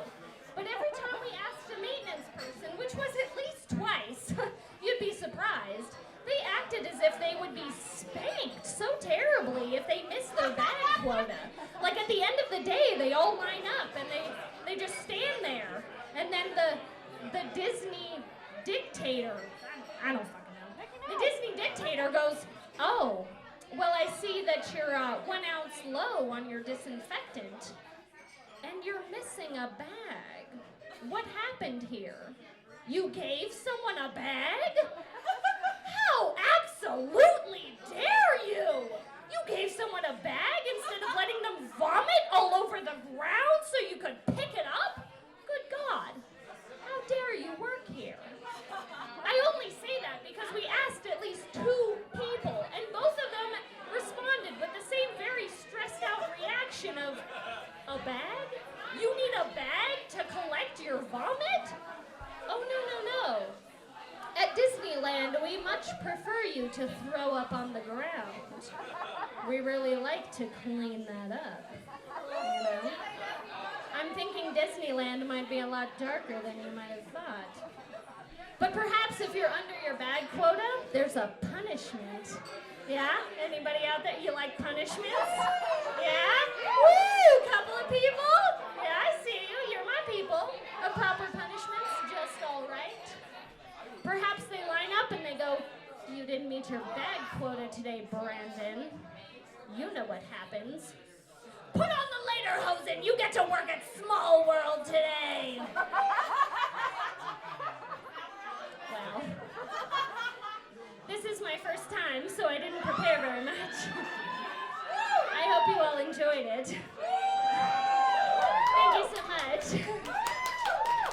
And just as a little parting bit, I hope my jokes didn't make you Vlasic.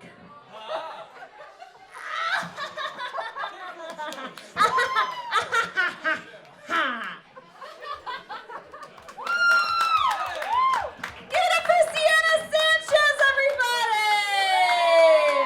Oh, she's salty and I like it. Oh, yeah. All right. We have me and then 2 more people. We're almost at the end of this night. You guys have been so wonderful. Again, please tip your wait staff generously. They're working their asses off and you should give them all of your money. If you also feel inclined to tip us at any point, there's a bowl right there, a sad bowl that you could put money in if you feel like it. I talked about reality shows earlier. So I wrote you guys a little song about the kind of woman. You know, I watch dating shows, and a lot of women watch murder shows. A lot of women are really into all of those Netflix documentaries, all of the true crime. It's their favorite thing in the world. It's alien to me, but I decided to write a song from the point of view of one of those girls whose favorite thing is to just curl up with a pumpkin spice latte and watch a documentary about Jeffrey Dahmer. So here it is for you guys. Oh, I love murder shows. What I love so much about them, God only knows. Watching blood and gore in my coziest clothes. I want all of the details and a blow-by-blow. I think Ted Bundy could totally fuck me. At least in the Zac Efron version. I think Jason would wanna hunt me, 'cause he knows I'm not a virgin. I curl up with a blanket and a cup of tea and watch my favorite true crime documentary. Wonder what a kidnapper would do to me. And if I killed him, would it be first or second degree? I'm in love with Joe from You, and I want to get wrecked by Dexter. I ship Hannibal and Will Graham too. You can call me Mrs. Lecter. Oh, I love murder shows. When the next one comes out, Netflix, let me know. I don't care about the status quo. Just show me a gory close-up murder in slow-mo. I fall asleep at night to Law and Order SVU. I want a cult leader to tell me what to do. I'd let Maxwell Silverhammer give me a lump or two. I'm a fucked up little bitch and I know it's true. That's all I got. Next up! 2 more people! We've got 2 more fantastic comedians! 2 of my favorites of wayward comedy. Next up, we've got Trip Style Nicky! Oh my god, he looks like someone's dad! Sienna would be into it. Oh yeah. Thank you. Thanks, Isabel. Woo! Hey, everybody, give it up for Desert Dogs for having us. Oh my god. Desert Dogs, the worst bar in Santa Fe to have to take a shit at. Oh my god. There's somebody in the back who's been just meaty farts, just holding it in, and honestly, I salute you. Thanks for that. It was me. Okay, so I had a costume. Let me explain. I was going to be Bernie Sanders from the inauguration, right? You remember that? That was so funny back in January with the coat and the mittens. Do you remember January when we were all full of hope? We were all like, yeah, soon everyone will be vaccinated. Yeah, that was hilarious. Now I don't have a costume. Now I just look like Charles Schwab's shitty nephew. I don't have a costume. I just look like the assistant coach on the Slytherin Quidditch team. Yeah. Can one of the witches here cast a spell to end this? Oh no! You did! You did! It was TJ! Twist! Help, Isabel. Twist, it was TJ. Just find the holes. There you go. Oh, that was Found the holes. Hey, that was amazing. So, all right. So I recently, despite not being able to find the holes right there, believe it or not, I recently had sex with a woman. Hold your applause. Yeah. I went over to her house and she was like, "Hey, do you have a condom?" And I was like, "No, because I'm an idiot." And she was like, "I've got one around here somewhere." And she rooted around and she fucking tossed me one. And it was a Magnum condom. It was a Magnum condom, and I was like, oh, shit. Fuck. So I put it on, and it's just fucking blowing around. There's so much extra fabric, it's catching the indoor wind. There's fucking indoor wind. It's like the fucking caution flag at a NASCAR race. Like, no one's proceeding here. This isn't gonna happen. That's me with the Magnum condom.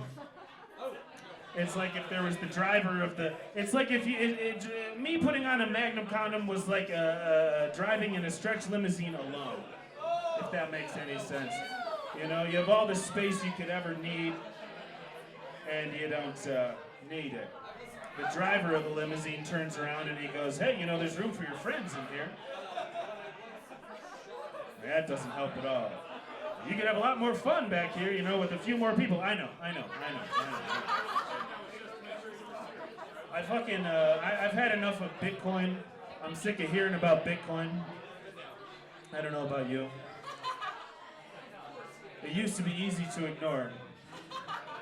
And now it's everywhere. It wasn't that long ago that Bitcoin, it was just a hobby for lonely white men who were not brave enough or strong enough to storm the Capitol. And now it's everywhere. It's on TV, there's commercials, there's ATMs. People say things to you. They say things like, hey, you know our currency's gonna collapse. And you're like, I thought you were coming over to help me move this couch. Now I feel like we have to talk about that. It's Bitcoin, man. And I know every time I do this bit, there's always someone fucking dude who comes up to me after the show, and he's like, oh no, dude, you just have to understand it. Let me explain it to you. It's a blockchain. You know about the blockchain? It's the blockchain, end-to-end encryption. End-to-end encryption. You heard of end-to-end encryption? Non-fiat blockchain. I didn't ask. I wouldn't ask. I don't need to know how made-up bullshit works. I'm not the guy watching Harry Potter going, hey, pause. What the fuck is going on with that sorting hats? Is that end-to-end encryption? What the fuck is that? No, it's made-up bullshit for children, like Bitcoin. You put the hat on, it can tell that you're pathetic. Hufflepuff, get the fuck out of here. It's easy. Same thing with Bitcoin. You put the hat on, it can tell that you're the kind of person who says things like, hey, I know you think you can't afford to invest, but I'm telling you, you can't afford not to invest. Slytherin, get the fuck out of here. That's Bitcoin. Thank you, Isabel. I'm gonna get out of here. That's it. Give it up for Nick Pelton, everybody. That's right, we have one final comedian. But first, give it up for Trip Selnicki! He's like the nice Slytherin. He's like the one Slytherin you never hear about in the books, who's like a totally fucking normal person. Because that's pretty, like, you know, black and white of J.K. Rowling, to just assume that, like, one type of person is just a shitty person. All right, we're gonna hook up Nick Pelton. And you guys are in for a special treat. This is a fantastic song we have for you, you guys. We're gonna set it up. Give us just a minute.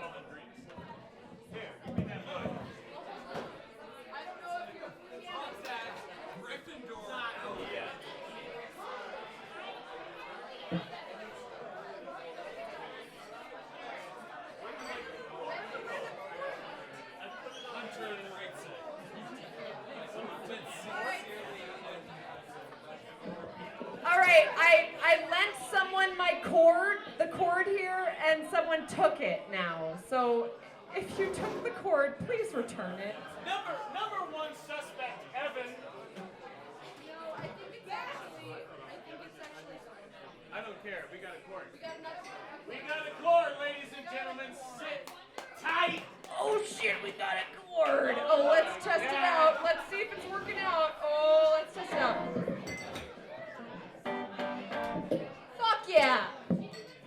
All right, everybody. God bless. Thank God it's the end. It's the last performance. Hey, who's been having a good time tonight? Is anybody paying attention? That's right. Yeah, I saw some laughs out there. I even saw this chick laugh a couple times. We've been having a good time.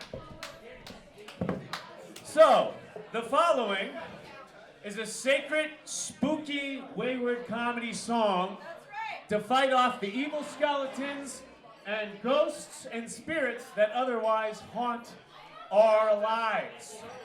So, if you guys pick up on the lyrics of the chorus, it's basically like that da da da.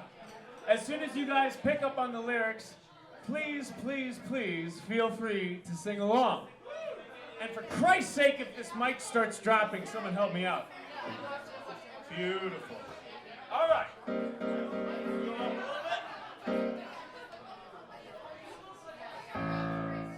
Everybody hear a little bit? Everybody got it? Yeah! All right. Skeletons and bones, I'm always pretty. Even stuck all alone in a box 6 feet underground. And you might say that I'm crazy, but I know exactly why that is. Oh, it's hard to hear my. I remember the sound. I remember the sound at night. My grandma used to live right next to this cemetery, and I would stay as a kid and look out at the graves at night.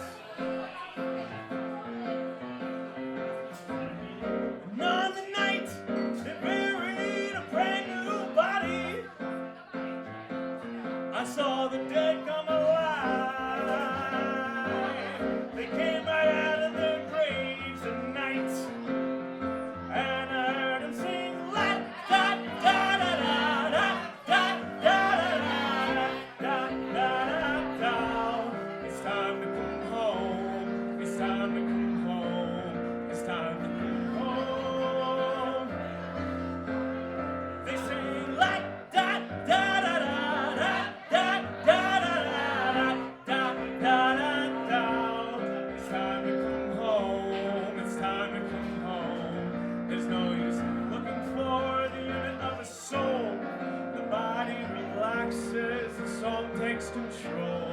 It's time to come home. So I ran downstairs to tell my folks what happened. They just sipped on their tea and said, what a creative young man. And if you think this kind of thing is impossible, then you just won't understand how I saw them all dance at night. And I heard them sing la da da da da da da da da da da da da. It's time to come home. It's time to come home. It's time to come home. They sing la da da da da da da da da da da da. It's time to come home. It's time to come home. There's no use in looking for the unit of a soul. The body relaxes, the soul takes control. It's time to come home.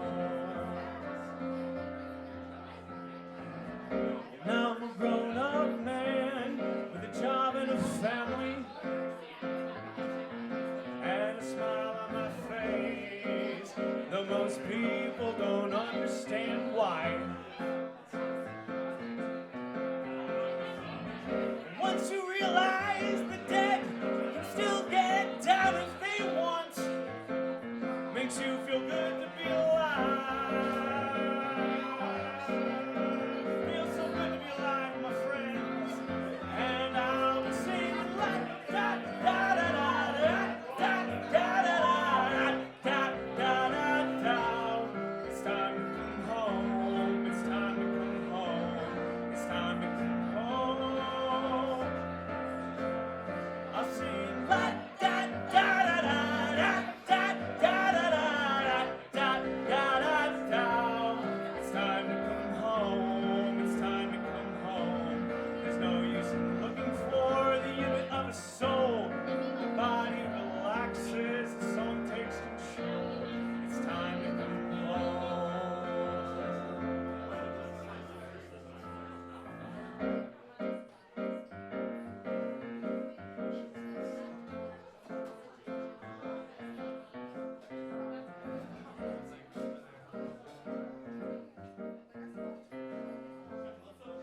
All right, that's it, everybody. You can all go home. We're done. The skeletons are gone, the spirits are gone, and we're safe for another motherfucking year. Thank you, everybody, for coming out.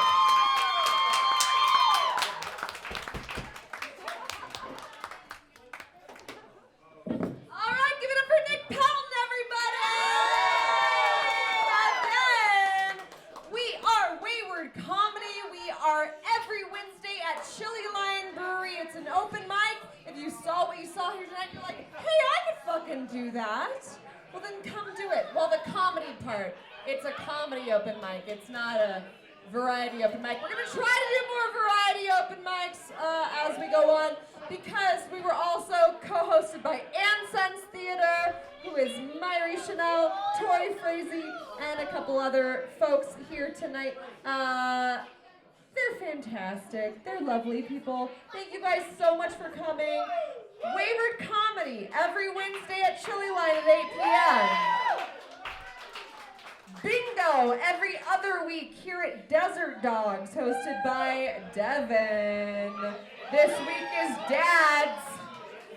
And I host trivia here at Desert Dogs every Sunday at 7 p.m. So if you're not sick of hearing me talk, that's a good place to come hear me talk more and read questions to you. And you can win beer. So thank you guys all much for coming. We might do another witch and bitch around the solstice or the equinox, because it seems like it's filling a slot that needed to be filled. Have a great night, everybody. I love you. Also, if you want a tip, there is a small red bowl here. And if you, give us your tips. Stick your tips in the people. And if you perform tonight, please come up because we have a prize for you.